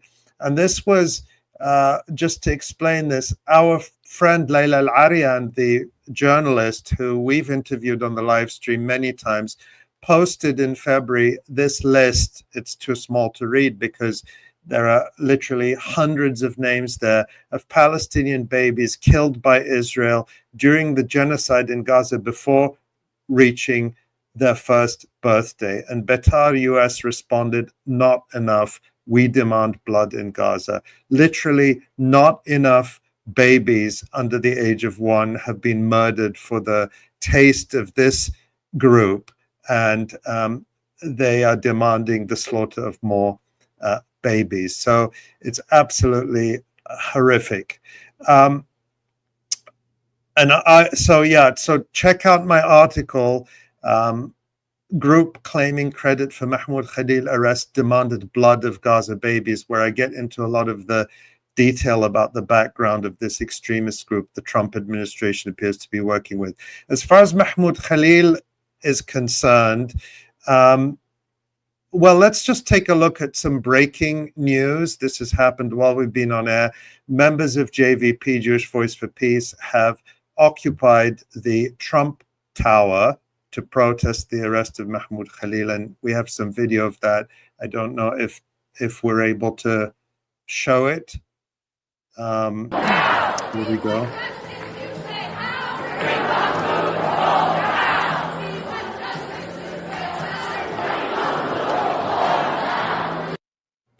So that's the lobby of Trump Tower in New York, where hundreds of Jewish activists have taken over the lobby of Trump Tower as we speak, in order to protest the arrest of Mahmoud Khalil and the crackdown on free speech. Saha. Excuse me, thank you. So, and then yesterday, Wednesday, in New York, there was a large protest or large rally in support of Mahmoud outside the federal courthouse, where there was a hearing going on inside. I'll talk about in a second, but let's just take a clip of a few seconds of that rally in support of Mahmoud Khalil in New York yesterday. We can just play it without the sound while I'm speaking. There we go.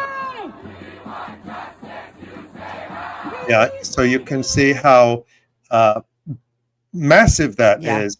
And so yesterday in New York in federal court, there was a hearing, a sort of a preliminary conference on the habeas corpus petition filed by Mahmoud Khalil's lawyers challenging the legality of his detention. Now, you may recall that on Monday, U.S. District Judge Jesse Furman ordered the government not to deport Khalil pending these ongoing proceedings.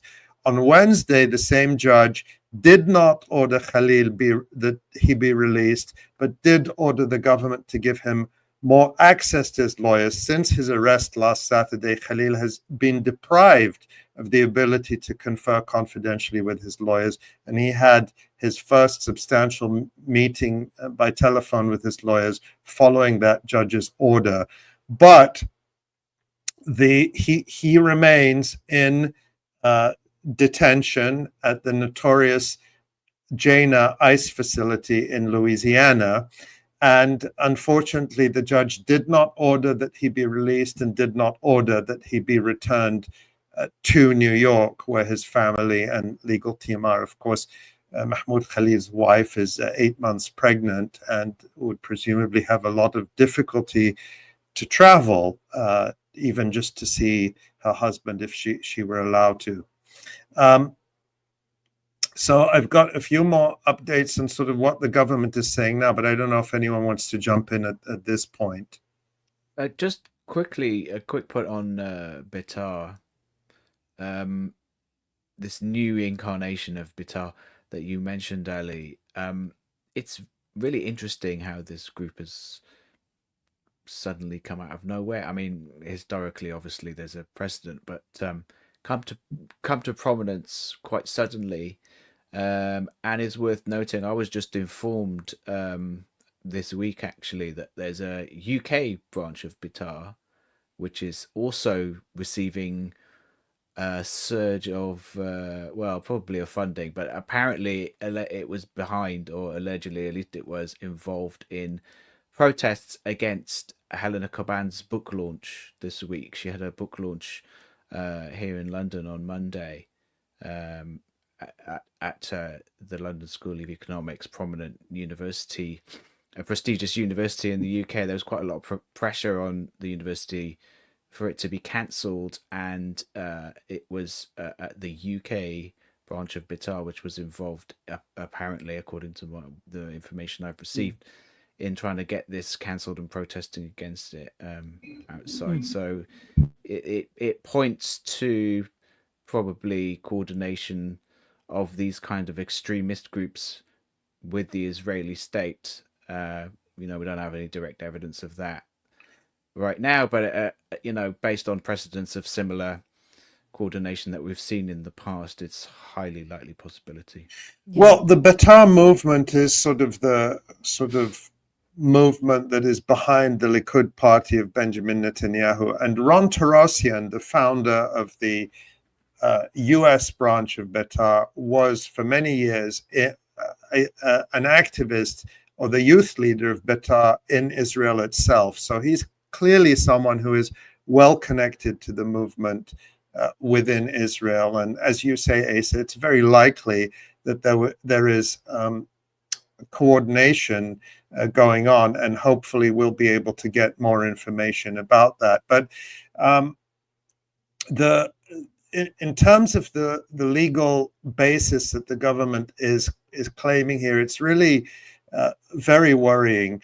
Mahmoud Khalil has been summoned before an immigration judge in Louisiana on March 27th, where the government is going to try to revoke his residency based on the claim that the Secretary of State unilaterally has the power to deport any non-citizen in any status if he determines that their presence, quote, would have potentially serious adverse foreign policy consequences for the United States. And this is using a very broad and vague provision of a law which dates back to the 1950s and was used as part of the McCarthyite crackdown on suspected communists. And let's take a look at this clip of White House Press Secretary Caroline Leavitt claiming that the Secretary of State has this right basically to cancel anybody's residency. Does the administration believe that it needs to charge a green card holder with a crime to be eligible for deportation? Well, in fact, Secretary Rubio reserves the right to revoke the visa of Mahmoud Khalil, and I'm glad you brought this up. Under the Immigration and Nationality Act, the Secretary of State has the right to revoke a green card or a visa for individuals who serve or are adversarial to the foreign policy and national security interests of the United States of America.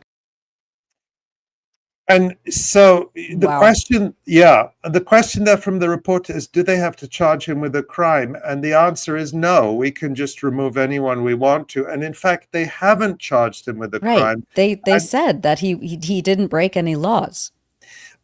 At the same time, they have been absolutely demonizing him. And, from the president down, top officials have been demonizing Mahmoud Khalil, calling him a terror supporter and calling him the worst possible things. And they have no evidence that he's done anything that they can charge him with as a crime. So they are claiming this broad authority, which basically would cancel the First Amendment for millions of lawful permanent residents in the United States. And that seems to be what they're saying. Here's another video, a very brief clip of Tom Homan, the Executive Associate Director of ICE, that's Immigration and Customs Enforcement, who's responsible for removals, basically deportation. Let's take a look at that video clip of him speaking. Free speech has limitations, but when you go to a college campus, you incite protesting and locking down and taking over buildings and damaging property and handing out leaflets for Hamas, who is a terrorist organization. Coming to this country either on a visa or becoming a resident alien is a great privilege. but there are rules associated with that.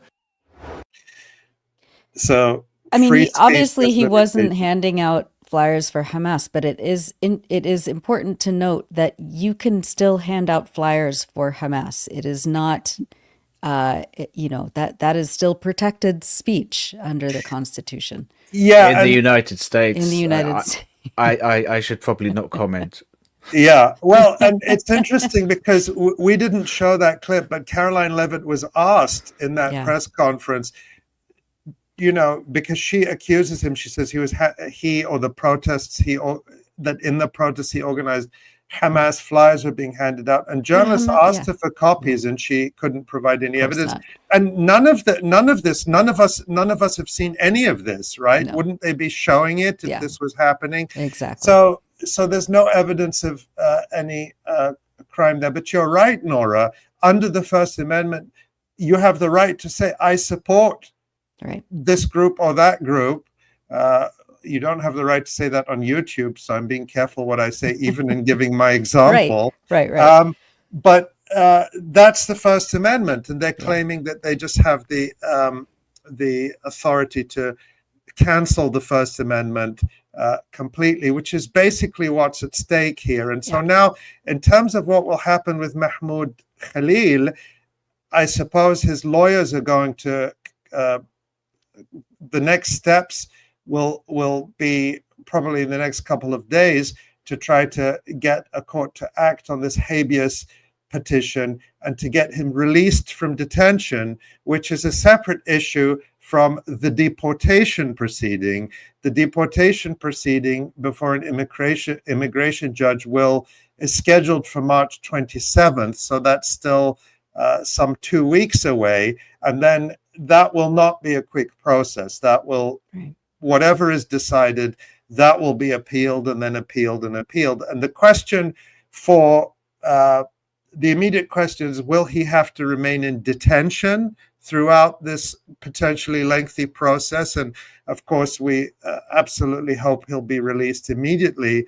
But then the other question is that the courts are going to have to decide if indeed the Secretary of State has this broad power just to declare any legal permanent resident, someone who could have been living in the United States for decades, who has a home and a family and children and knows no other country, to declare them by decree persona non grata and simply arrest them or evict them.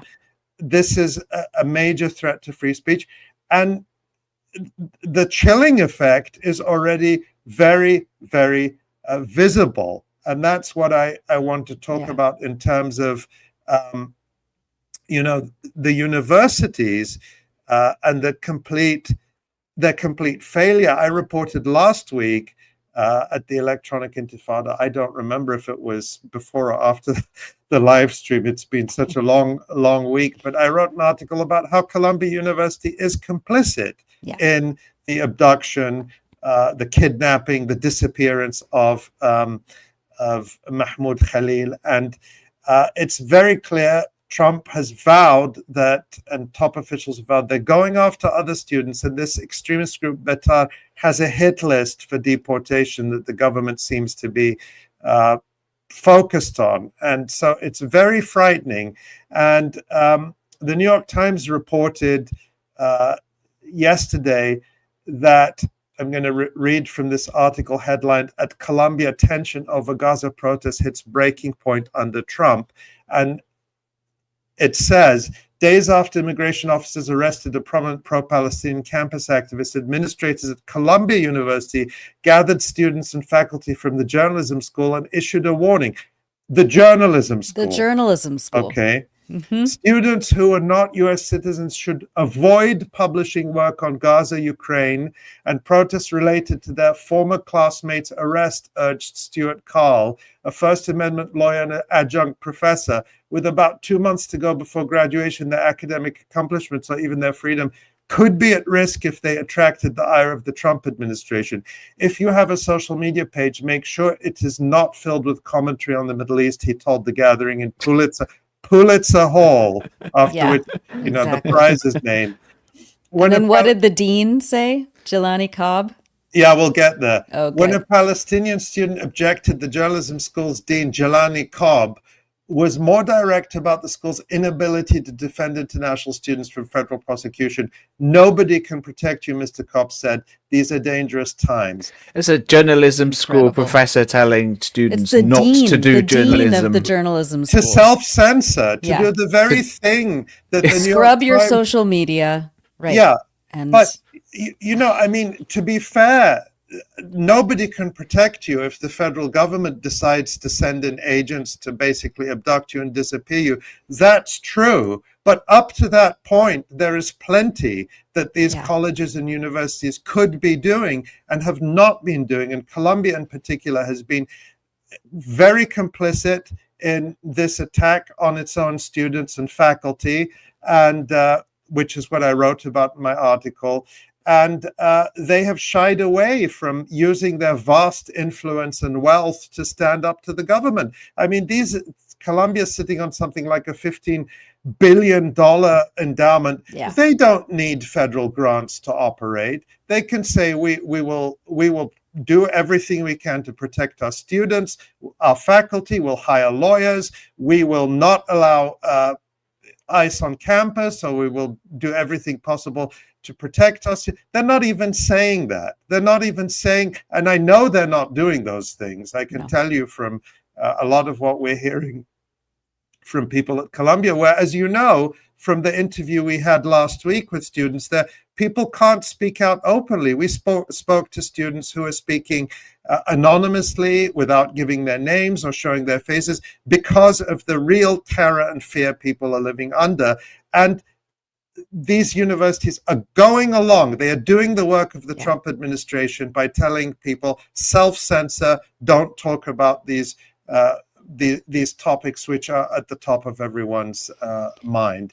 Go ahead. I mean, they willingly set the stage for this. I mean, I remember just a year ago when the Columbia encampments were underway and students were demanding that the administration divest from its holdings and its relationships with the genocidal Israeli state, but also that it protect them against New York City police and their like riot cops that were just, welcomed by the administration onto campus to beat up these students. And then the administration was then throwing them under the bus, going to Congress, the disgraced former president, Wafiq,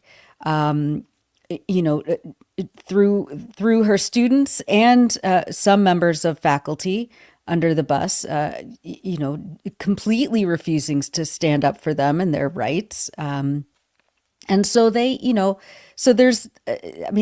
could have said, this is a free speech right, that, we are an elite U.S. institution. University students from all over the world want to come here. We want to protect that reputation as a bastion of academic freedom and inquiry. And instead, they were just all too happy to capitulate, to Israel lobby groups, to the Israeli government, to these like extremist right-wing organizations. And we now see what it gets them. Yeah, appeasement doesn't work. But another does. point you made, Nora, that I think needs to be stressed here is that the Trump administration is doing this, and they're going further, perhaps, than anyone has gone before in the open repression. But the previous administration and the ones before it laid the ground for this. And I want to remind people that at the height of the anti-genocide encampments in the summer of 2024, or the spring and summer of 2024, Kamala Harris, who was vice president and wanted to become president, was attacking the protesters and claiming that I quote her statement she issued on July 25th, 2024, "Despicable acts by unpatriotic protesters and dangerous hate-fueled rhetoric. I condemn any individuals associating with the brutal terrorist organization Hamas, which has vowed to eliminate the state of Israel and kill Jews. pro-Hamas graffiti and rhetoric is abhorrent and we must not tolerate it in our nation. And with that kind of rhetoric, it's scarcely different from what we're hearing now from the Trump administration. The Trump administration is building on the toxic base that has been built up over the years. And I want to highlight another case of the many, many cases of academic freedom. This is the case of a scholar at Yale, 𝐄𝐿𝐿 𝐄𝐥𝐞𝐜, and this is a statement shared via her lawyer that she's also shared directly on social media. And I'll just read the beginning. I just want to make people aware of it. She says, "My name is 𝐄𝐿𝐿 𝐄𝐥𝐞𝐜. I'm a scholar of international law and political economy. My research engages with third world approaches to international law." Then she says, on October 1st, 2023, I was appointed Deputy Director of the Law and Political Economy Project and joined the team. On the morning of March 3rd, I was notified of an online report about me. An obscure AI-powered, artificial intelligence-powered right-wing Zionist platform called Jewish Onliner published a report falsely accusing me of being a terrorist. Rather than defend me, the Yale Law School moved within less than 24 hours of learning about the report to place me on leave. I was given only a few hours' notice by the administration to attend an interrogation based on far-right AI-generated allegations against me while enduring a flood of online harassment, death threats, and abuse by Zionist trolls, exacerbating ongoing unprecedented distress. And again, she's alleging that Yale dismissed her immediately, is not defending her. And the mention there of AI, artificial intelligence, the Betara group that we talked about says it's using AI to basically scour people's online postings and platforms and to build dossiers against them that can be used in this way, either to get them deported or to lose their jobs. And the Trump administration has talked about using AI for its so-called catch and revoke effort, which is really this terrible language as if people are animals being caught in a trap. Catch people and then revoke their visas or their residency. So that's yet another case and yet another apparently an example of the cowardice of these elite institutions which purport to be the leading academic institutions in the world. And then finally on this, I just want to note that we saw some of the protests earlier, the popular mobilizations, including the action that's going on at the Trump Tower now. But there's also been some political pushback. A number of lawmakers have spoken out, including Representative Rashida Tlaib and more than a dozen other Democratic lawmakers. You can see the congressional letter that Rashida Tlaib posted on her Twitter account. And also, several senators have spoken out, including Democratic Senator Chris Murphy of Connecticut. And let's take a listen to some of what he said in a video he posted on Twitter. A man by the name of Mahmoud Khalil, an immigrant and a legal permanent resident of the United States, is being held right now in prison, even though no criminal charges have been filed against him. And I want to tell you why that should matter to every single American. Khalil is a recent graduate of Columbia University. He opposed Israel's military operation in Gaza. He has deep animus toward Israel's policies and the U.S. support for those policies. He helped organize the protests over Gaza at his university last year. You can disagree with his views or his politics, but there is no evidence he has broken any law. But last weekend, Trump officials entered his apartment and took him into custody. They brought him to a detention facility in New Jersey at first, but when his family went to visit him, he wasn't there. For a while, his family and his lawyer had no idea where he was. They eventually found out that he was being held in a detention facility in Louisiana, and that's where he still is today. In dictatorships, they call this practice being disappeared. No charges, no claims of criminal behavior. The White House doesn't claim he did anything criminal. He's in jail because of his political speech. I mean, that's also Israeli practice. for decades, Israel rounds people up that they don't like. They disappear them. They put them into administrative detention, sometimes for decades, under torture conditions. And so it's that reference is not lost on most of us. Yeah, and a couple of things that are very interesting here, because remember in his State of the Union speech last week, Donald Trump said, free speech is back in America, we brought it back.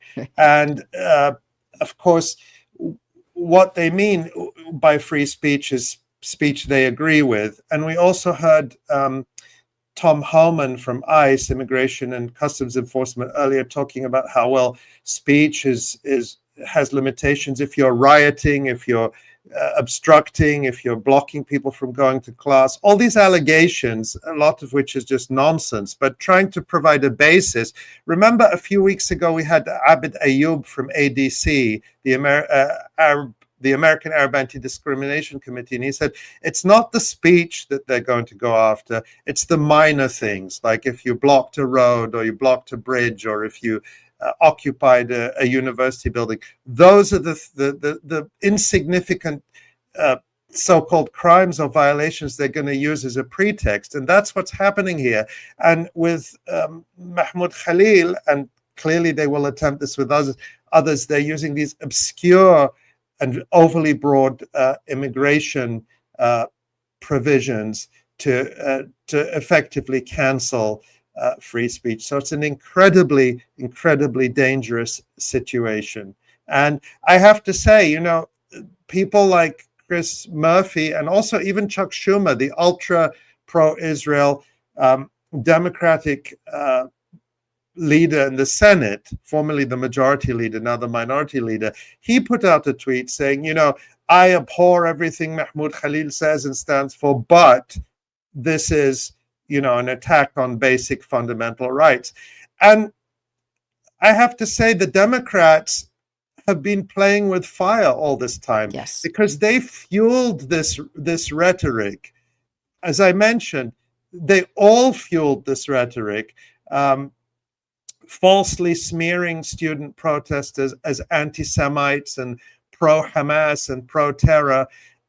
And now they're seeing, what happens when you push that too far and you have an administration that's willing to come along and do what Trump is doing. All of a sudden, they are pulling the alarm bells, but they helped bring us to this point. They did this. They were part of this. Well, and the Trump administration has said that more to come. Like they have a list and they're just going to start going through it. And it's extremely troubling. And you're right. I mean, this was all, served on a platter to the Trump administration by the Democrats. And of course, people are saying, the most vulnerable have always been people on temporary visas, on student visas. It was assumed that people with green cards, legal permanent residents, had nearly the same constitutional protections, basically the same constitutional protections as citizens. And now they are trying to completely demolish that. And they won't stop there if they get away with it. They will come after citizens. They will come after naturalized citizens first and start trying to revoke, perhaps, citizenships of naturalized citizens. That's something the Trump administration talked about in its first term. They floated that idea. They never got around to it in a big way, but we may see that come back now. So these are really dangerous times where this is far wider than just the issue of Palestine. And everybody needs to pay attention to this. And if there's one thing you pick up the phone and call your member of Congress about or speak out about, it should be this, because they are coming after the core of our basic constitutional rights. Whatever is left of them. Thanks so much for that, Ali. And of course, we'll stay on top of this story. We wanted to get to a couple of different topics now. There's a protest in Ireland that happened, I think it was today, after our colleague David Cronin published an article about the European Union funded project that the University College of Dublin has joined with 2 Israeli institutions. Can you give us a sense of what happened and how Dave's article fit into this? Yeah, this is just a very quick shout out to our friends in Ireland, but if we can see here the University Observer. This is at UCD, University College Dublin, the great rival of Trinity College Dublin. I know too much. And the headline there is UCD decision to join European Union funded projects with 2 Israeli institutions, branded indefensible in joint statement. So yes, students and faculty are protesting this move. Academics for Justice in Palestine, UCD BDS, UCD Justice for Palestine, UCD Students Union issued a joint statement that called for UCD to withdraw from 𝐓𝐡𝐞 partnership with Israel's Technion and Ben Gurion University. The statement comes after an article published by the Electronic Intifada on Tuesday, 11 March, accused UCD of displaying rank hypocrisy by being part of a consortium that is taking part in 𝐓𝐡𝐞, a European Union-funded project on artificial intelligence. Mm-hmm. The article highlighted that the project, which is in receipt of 2.6 million euros from the EU, involves 2 Israeli partners. And we can also see the article there by our colleague Dave Cronin that prompted this protest action, and I assume it will continue to pressure UCD to withdraw from this collaboration with apartheid universities. But I just wanted to mention that, give a shout out to our colleague Dave for his reporting, and show that the Electronic Intifada reporting has an impact in the real world. We see examples of this all the time, and it's great to highlight them. And that's what makes our work worth doing. So good job, David, and good job to all the students and faculty at UCD. Absolutely. Great job, Dave. And let's talk for a few minutes about what we know about the ceasefire in Gaza, politically, diplomatically. Steve Witkoff, I believe, is in the region. It was very unclear up until about a day or two ago whether he was going to come back and try and restart negotiations for phase 2, which is already, I think, more than a month late. John, what do we know about where the negotiations are right now? What does this we talked about like the no man's land of the ceasefire right now. Where situate us? What do we know?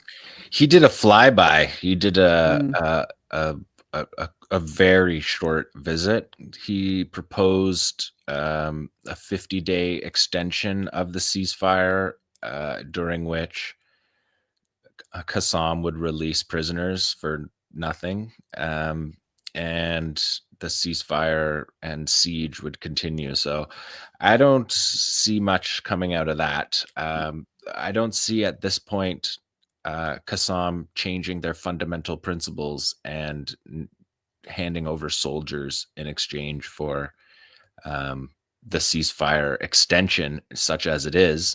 I don't think that's going to happen. So I feel I don't think that there's going to be a Witkoff riding in on, his horse and saving the ceasefire. The reason that worked once was because there was an already negotiated agreement that he could refer back to and say, sign this agreement that has, 78 technical pages that took 3 months to negotiate with, 50 technical negotiators. That doesn't exist right now. The sides need to sit face to face, and they need to have technical negotiations about numbers of prisoners, about what the withdrawal is going to look like. Israel has to concede on withdrawing from Gaza, which they're refusing to do. They're not out of the Philadelphia corridor, which they're supposed to be phase one. So they're violating phase one. They're violating everything. They're violating it structurally. Yeah. I don't want to speculate, but I don't see a 𝐓𝐡𝐞 saving the day on this one. There was a deal before that was in place that he forced the sides to accept when they had already at one point both accepted it. That doesn't exist for phase two, and phase two is complicated. There's a number of living soldiers that are very valuable in exchange for Palestinian political prisoners. And I don't see the Palestinian resistance conceding that. On the other hand, John, you may be right about that. I hope you're not, and I hope there is a deal to advance this, which is what people in Gaza need. Yeah. But at the same time, it seems like the U.S. is still interested in a deal. Israel may be interested in going back to a war, or at least extending the current phase of starving Gaza, genocide by starvation. They may want to continue that indefinitely. But it does seem that there is some U.S. frustration at the Israeli approach, and we've seen that playing out over the past few days with the issue of the direct U.S.-Hamas talks that we talked about last week, and more information has come out about that, and that includes an interview on CNN with Jake Tapper, with Adam Boehler, who is the Trump envoy for hostage negotiations. And he spoke to Jake Tapper about why the U.S. decided to talk to Hamas. And we can watch a very short clip of that. And why Netanyahu, Dermer, others might be upset. I do understand. I spoke with Ron, and I'm sympathetic. He has someone that he doesn't know well, making direct contact with Hamas. Maybe I would see them and say, look, they don't have horns growing out of their head. They're actually guys like us. They're pretty nice guys. So he doesn't know me, and there are big stakes. He lives in a country where if it sets certain precedents, then it will hurt or help a lot of other people. So I understand the consternation and the concern, and I wasn't upset. At the same time, we're the United States. We're not an agent of Israel. We have specific interests at play. With the United States. He could get deported for that, right? Right. Yeah. Well, yeah, we'll get to that. He says we're the United States. We're not agents of Israel. That interview appears to have gotten him into hot water for a couple of reasons. One, suggesting that Hamas are pretty nice guys, or just normal regular guys, human beings. Yeah. You know, that they don't have horns on their heads, and us. There are reports going around this morning that following that interview, he's been sort of sidelined, not necessarily fired, but sidelined. And we see this report in the Times of Israel that says U.S. hostage envoy Adam Boehler will continue assisting Trump's Middle East envoy Steve Witkoff, a senior U.S. official tells the Times of Israel, following reports that Boehler has been sidelined from the Israel file amid frustrations in Jerusalem with his decision to hold unprecedented secret talks with Hamas. And so he was mentioning in that interview with Jake Tapper how he was saying, he mentioned Ron Dermer. Ron Dermer is the ex-American who serves as a senior advisor, I think national security advisor to Benjamin Netanyahu. And so Israel is obviously very upset with the U.S.-Israel direct talks. And we learned a little bit more, and I'll say a bit more about that, but we learned a little bit more about those talks themselves from Tamer al-Mishal of Al Jazeera over the weekend. He did some reporting where he gave some detail. This was on Al Jazeera Arabic about what happened. And I'll outline very briefly what he said. He said that 4 meetings took place in Doha between Hamas and the U.S. envoy Adam Boehler over the previous week. 2 were with high-level Hamas officials headed by Khalil al-Hayya, Hamas's chief negotiator and its Gaza leader. The goal was to achieve a deal to release 5 Americans. This included 4 bodies and 1 living person, the Israeli-American soldier Edan Alexander, the last living American known to be among the captives in Gaza. There were also talks about what Hamas would get in exchange. Hamas asked for 250 Palestinians to be released, 100 of them with life sentences and 150 with long sentences. And Bola, or the US side, supposedly accepted this, but then Israel insisted on having a veto over 50 of the names. Hamas said they would allow a veto over only 10 of the names. Bola was apparently trying to get this deal done in order for Trump to announce it at his State of the Union address, which was a week ago on Tuesday. But before the last meeting with Hamas, the press leaks began about the talks, both from Israeli and American sources. And so in that final meeting with Hamas, after those leaks, Bola backed off everything that had already been agreed and said that Trump himself had decided that there could be nothing given in exchange and Hamas just had to release the prisoners. Hamas replied that that was not going to happen without an exchange. And after this final meeting, Trump came out with that really horrific tweet, essentially threatening people in Gaza with genocide. And that's where the talks ended. And Tamir al-Mishal stressed, and again, he's speaking to people with direct knowledge, presumably from Hamas, those talks, that request for those talks were initiated by the US side. And that has caused this behind-the-scenes tension between the Trump administration and the Netanyahu administration. And it seems like the Trump administration is backing off and bowing to the Netanyahu administration, at least up to a point. And it's being reported by Axios and by other outlets that Marco Rubio told reporters that the US-Hamas talks were a one-off and that they came to nothing, that they hadn't borne fruit. The suggestion there is that now the US will not deal directly with Hamas. But it is interesting that Haaretz reported, and we could show this story, Tamara, on March 9th, written by Chaim Levinson with the headline, "Fed up with Netanyahu's time wasting, Trump has cut him out of ceasefire talks." And it reads that Trump has grown tired of Israeli Prime Minister Benjamin Netanyahu stalling in the negotiations with Hamas. First, the Trump administration cut out the Israeli government from the talks and spoke directly with Hamas. Now they are also trying to cut out the middleman and speak directly to the Israeli public.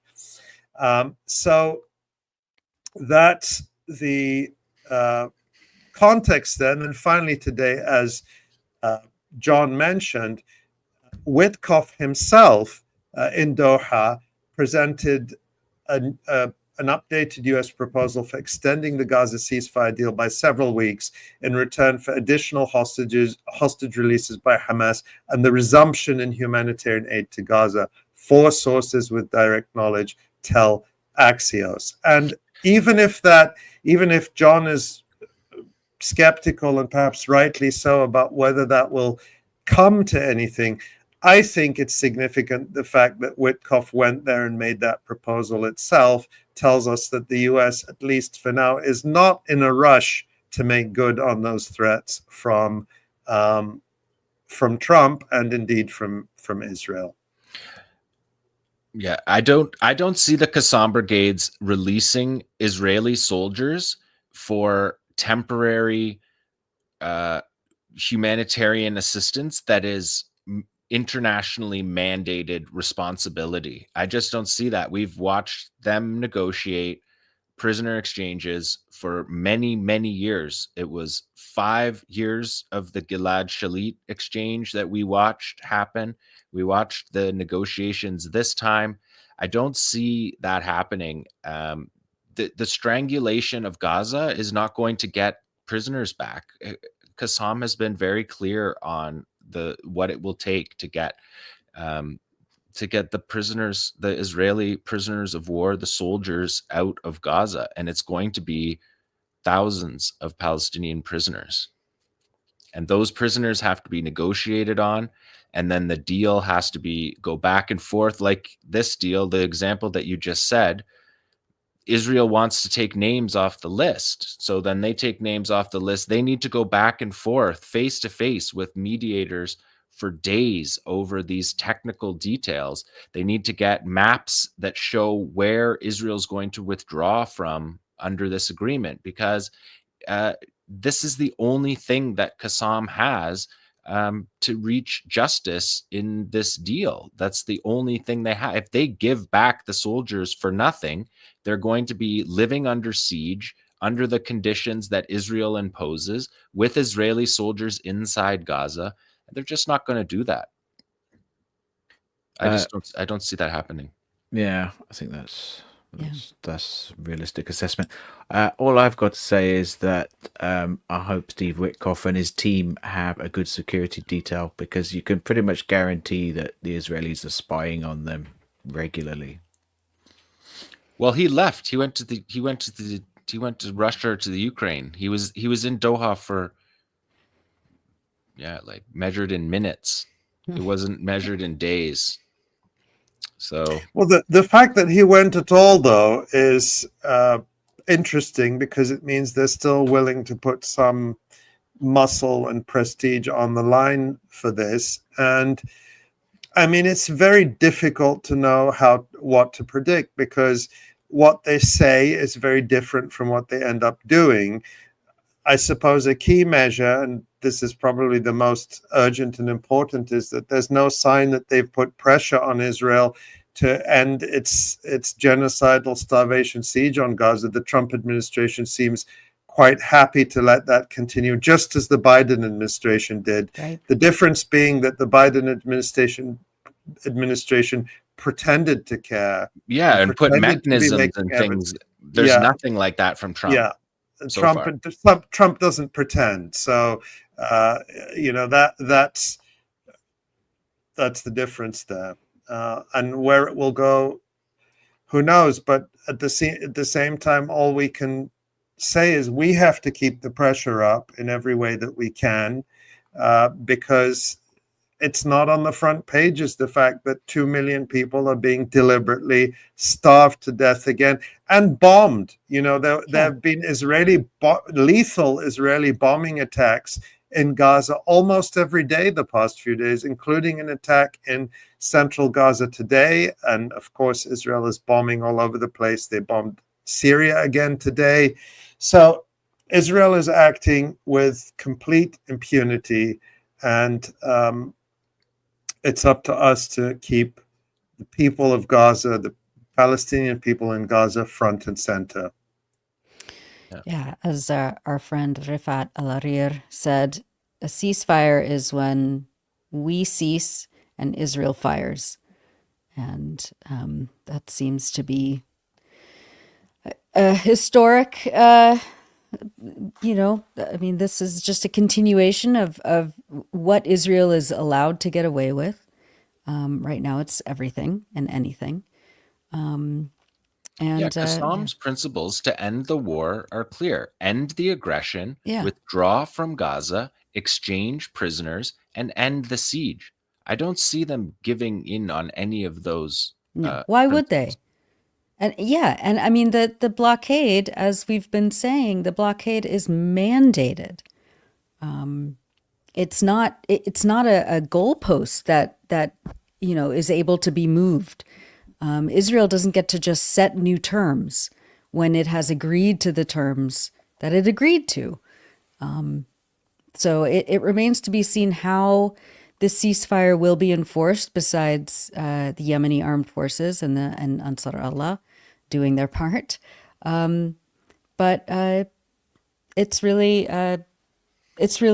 depressing. It's really depressing. It's enraging that Israel is once again being allowed to do what it wants with full impunity and full participation and encouragement by the West. It's depraved. Where's Egypt? Egypt could open the Rafah crossing. They sure could. Well, the Israelis are at the so-called Philadelphia corridor, the border between Egypt and Gaza, which is a border purely between Palestine and Egypt. Yeah. And the Egyptians could move in there if they wanted to, with enough force that they wouldn't have to fire a shot, assuming that they didn't want to engage the Israelis directly. They could force an Israeli withdrawal. It would be a major, historic, and unprecedented move, but it would be entirely justified because we're talking about not just restoring Egyptian sovereignty over Egypt's own border, but moving to end a genocide.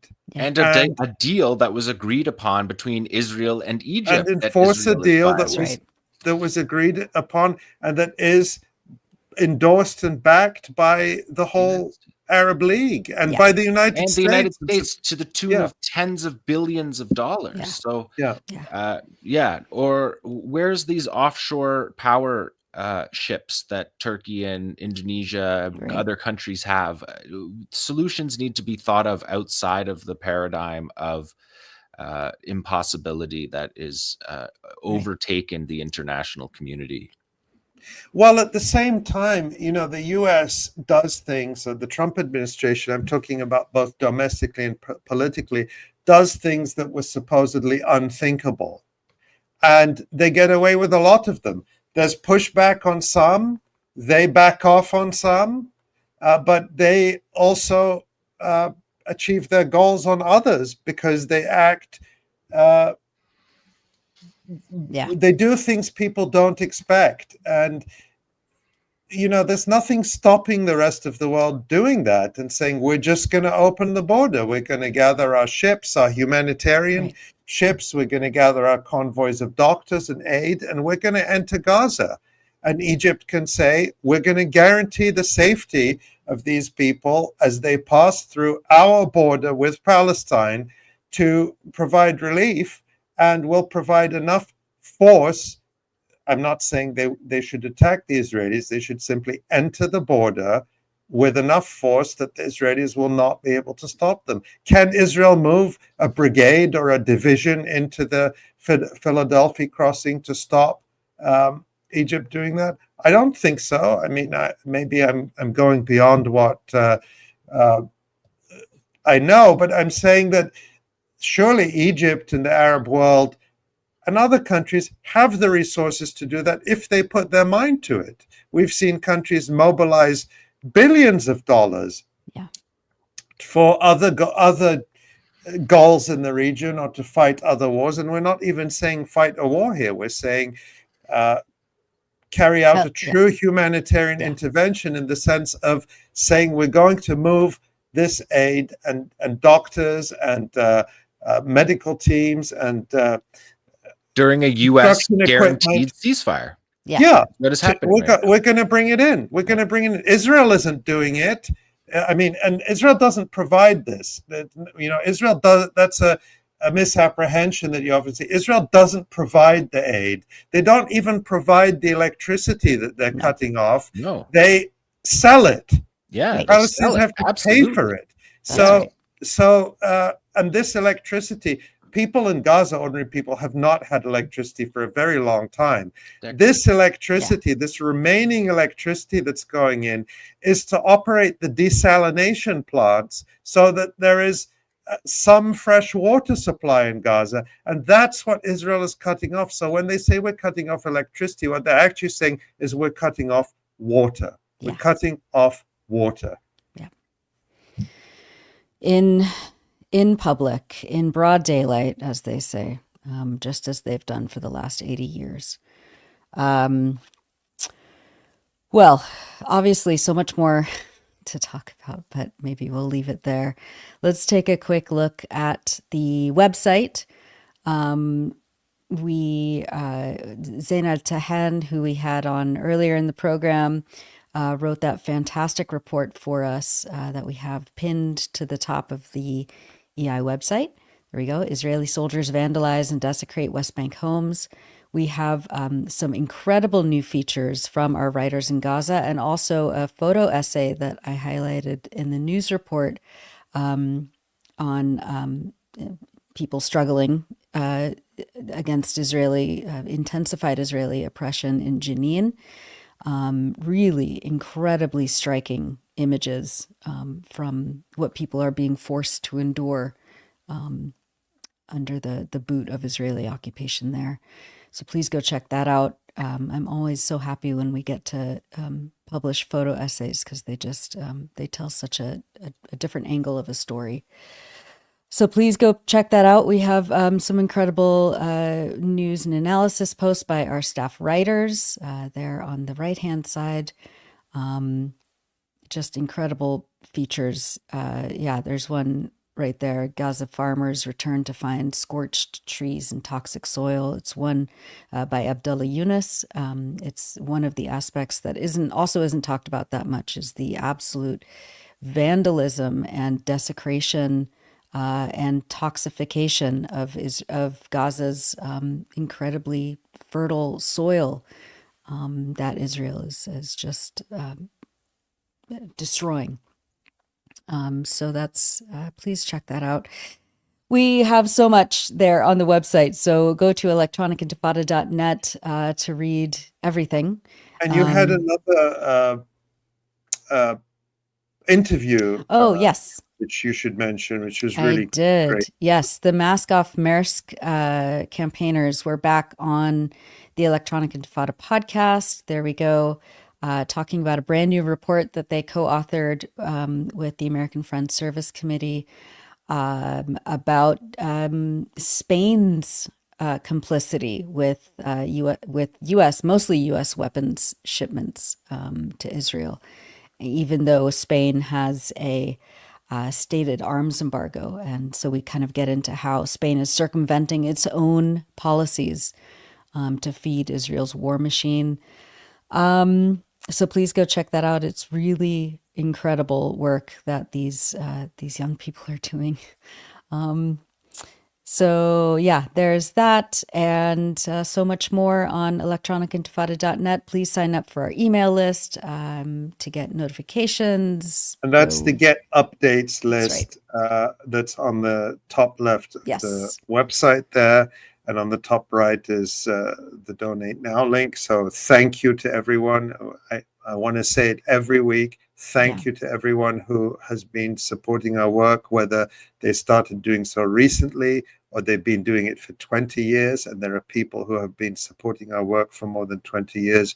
You are the ones who allow us to be here day in, day out, to be there the rest of the week, writing, editing, reporting, researching, getting ready for this live stream. Then afterwards cutting the separate videos that are then viewed tens, sometimes hundreds of thousands of times. Ellie Gerzon, who we always thank at the end of the show, who makes those viral video clips that go out on Instagram and on Twitter and other platforms, and that help spread this information and message. The reporting we're doing, the analysis we're doing, the words of our incredible guests and contributors, all that goes out to hundreds of thousands, millions of people around the world, thanks to people like you. So thank you very much for all your support. Well said, Ali. Thank you. Yes, thank you to Ellie and to Tamara Nassar, our director and producer of this live stream, and everything associated with these broadcasts and the podcasts. Thank you to Maureen Claire Murphy, our senior editor, Michael F. Brown, for fact checking. Everyone at the Electronic Intifada, we have just an incredible team behind the scenes, and everyone is just working so hard, and I just want to make sure that we appreciate every single one of our staffers. So thank you, everyone. And on behalf of myself, Asa, John, Ali, and Tamara, thank you all, and we'll see you next week.